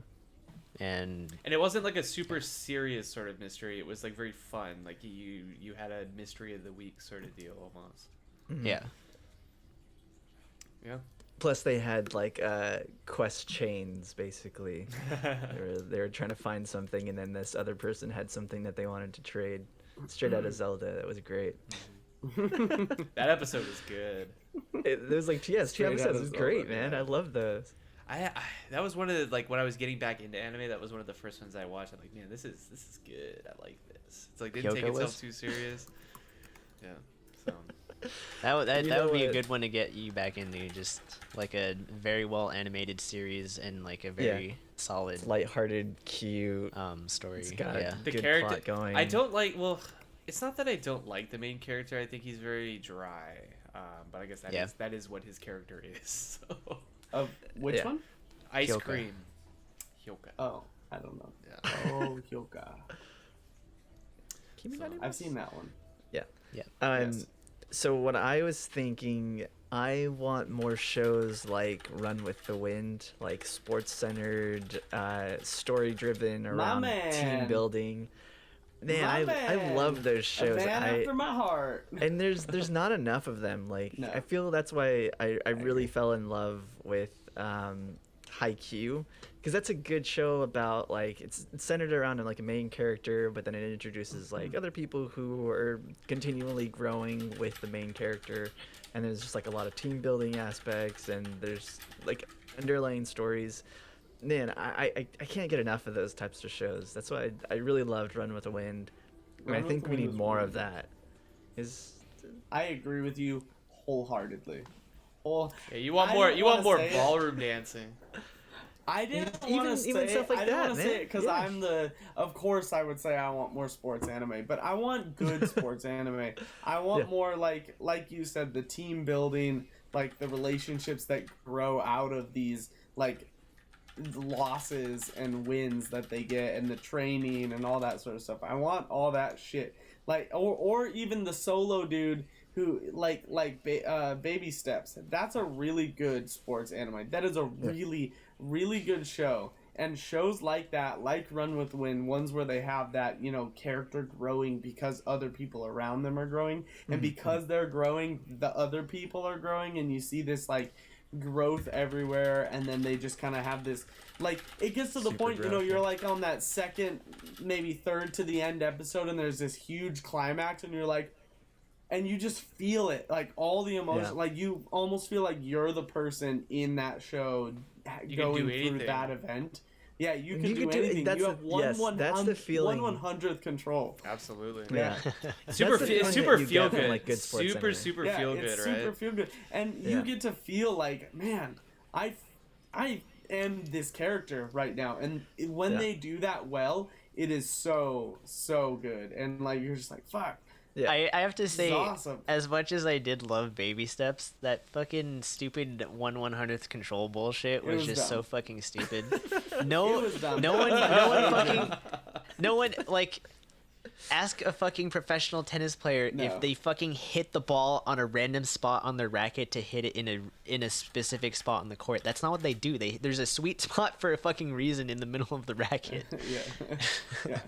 Yeah, no, that was That enough, was yeah. just fucking it was stretching it. nonsense. Like that was stretching. It was more of like like the Bankai. show. What is it? Not Shojin, like Naruto. Shonen. Shonen. Yeah. Thank you. Shonen type show where it's like I'm gonna have this ultimate power control of something, but Yeah, everything else about it was so much of what you're talking about with like these sports animes having that Some sort of gimmick. uplifting Yeah.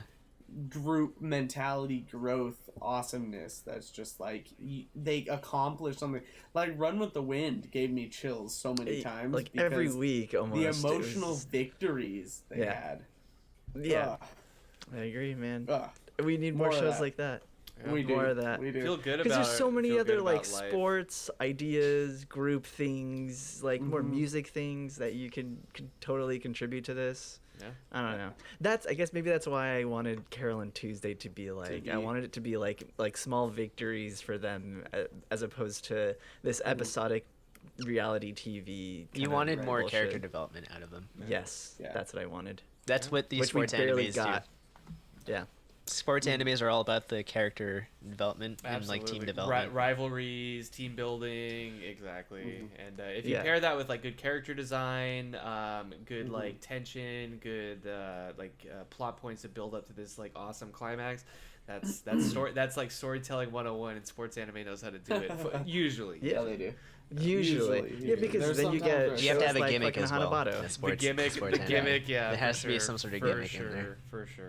Gotta have yeah. something to catch people. Yeah. Yeah. Otherwise, you get shows like Hanabado where you get the extreme character development, and shit is just Goddamn. really annoying. Forgot about that I mean, show. Did you watch the archery one? I can't remember the name. I Serenade? didn't finish it. I got close. I got the episode 8. I or liked something. that one. It had similar elements, and then they started kind of losing it near the middle-ish end, and then they brought it back. And so I remember, like, around 8, I was like, I don't know, this show's kind of... And then it got better after that, but it got real slow in the middle there. But that kind of has some of those similar elements. funny Not that like you- Run with the Wind. You guys talk about this, and another genre that does the same thing is the idol genre. It's true. Yeah, I should watch more idol shows. I don't. should be You gotta a lot tell me more. more. You gotta idol buy shows. into the Yeah. girls though. You have to buy into it though. You have to buy into the have to genre, pay for and the- you have to pay for buy this? into the girls. No, you gotta put your stock into it. You gotta. How much is it? Yeah. too, gotta put too some much. sort If of you have What's to the ask cost? Mark, you can't What's afford the it. investment cost? What's Too- the too investment much. cost? One Bitcoin. Oh God. I have It's like zero. No, $6,000. it's almost up to 9 now. Oh, really? shit. Yeah. Wow. Anyway, What is it gonna be like in an hour? like $4? Like $4. Well, and then Volatility, that guy who- volatility. A lot. There's For that one guy who, Bitcoin? when Bitcoins first came out, he bought pizza with Bitcoins, and now they're worth like $9,000 each. And he was like, "Yeah, I bought a pizza with a Bitcoin." Nice, smart move, Smart my guy. move, Smart buddy. got a Lambo. Anyway, let's wrap up episode 100. It's been a doozy, kind of a long-winded one, but you know what? I think it was pretty darn good. So.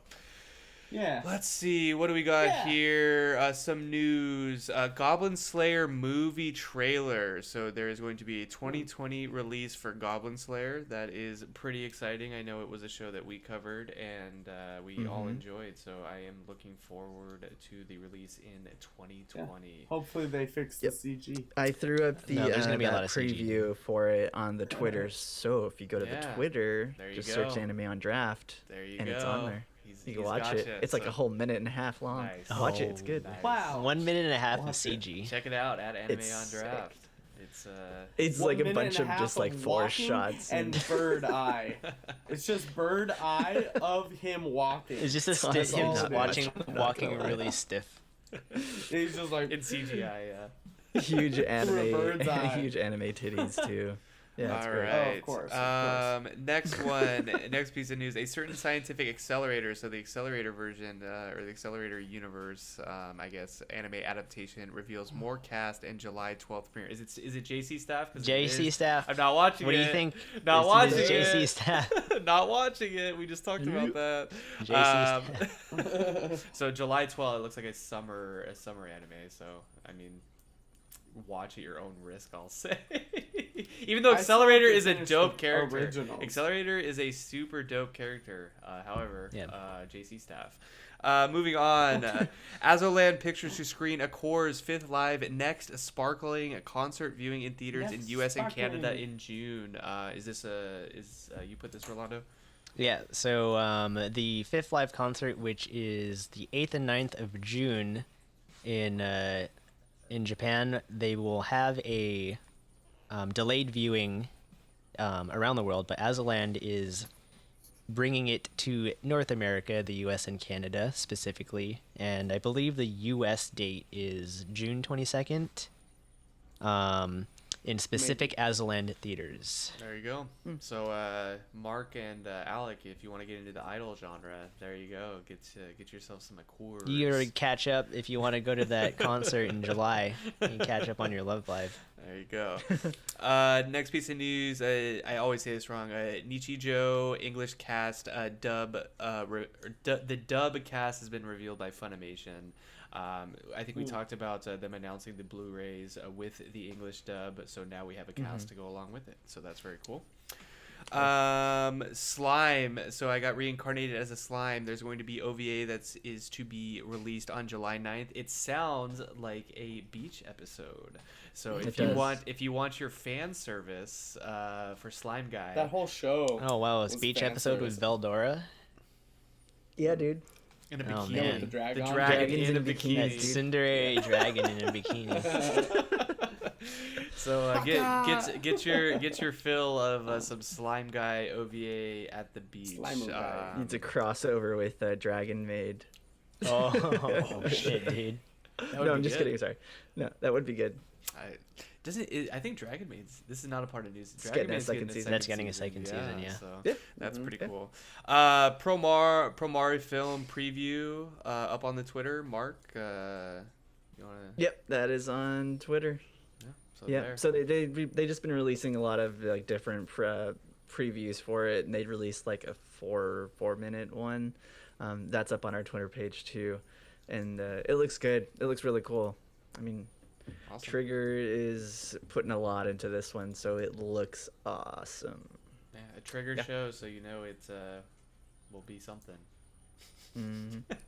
Sushi. Finally, Rufio. some beer news here. Craft brewers starting to target the health conscious consumer. Rolando, tell us more. So this was a New York Times article, and basically they're kind of covering how a lot of the smaller craft brewers are starting to see the fact that a lot of their market has started to become more health conscious, and so they're trying to target like the active, quote unquote, sweaty consumer, as they put in the article, and make beers So that are sweaty. that are kind of lower in calorie consumption, and then that are still craft. So it's like less calories than like a Bud Light, More but flavor. but yeah, like, but it's craft brew. Right. More flavor. More Yeah. But it tastes good. flavor. It's not a corn beer. It's not PBR. water that's carbonated. That's right. Yeah. So Not a lot PBR. going on, but like we said, we'll wrap it up. And thank you for joining us on episode 100. I can't believe we're there already. Episode 100 of Anime on Draft. It's been a short, long journey. Been a long, short journey. Wow. Short time, long time. Wow. Long time, short time. But let's just drop in all that social media, all that good stuff. WordPress, animeondraft.wordpress.com, links to everything. If you want to listen, if you weren't watching us live on twitch.tv, check us out at animeondraft.wordpress.com. Our man Mark is manning the Twitter at animeondraft. Check out those premieres, check out some news. It's constantly being updated, so thank you, Mark, for doing that. Instagram, Anime on Draft Podcast. If you want to see pictures of the beer in high definition, hashtag no filter. Hashtag 4K. Hashtag no, not 4K. Not 4K. Hashtag sometimes a filter. We're a lot of available. Anime on Draft is available where all podcasts are housed. So we got Spotify, SoundCloud, iTunes, and also updating on YouTube. So if you missed the broadcast, you can also see the VOD on Twitch, but also on YouTube. So your platform of choice there.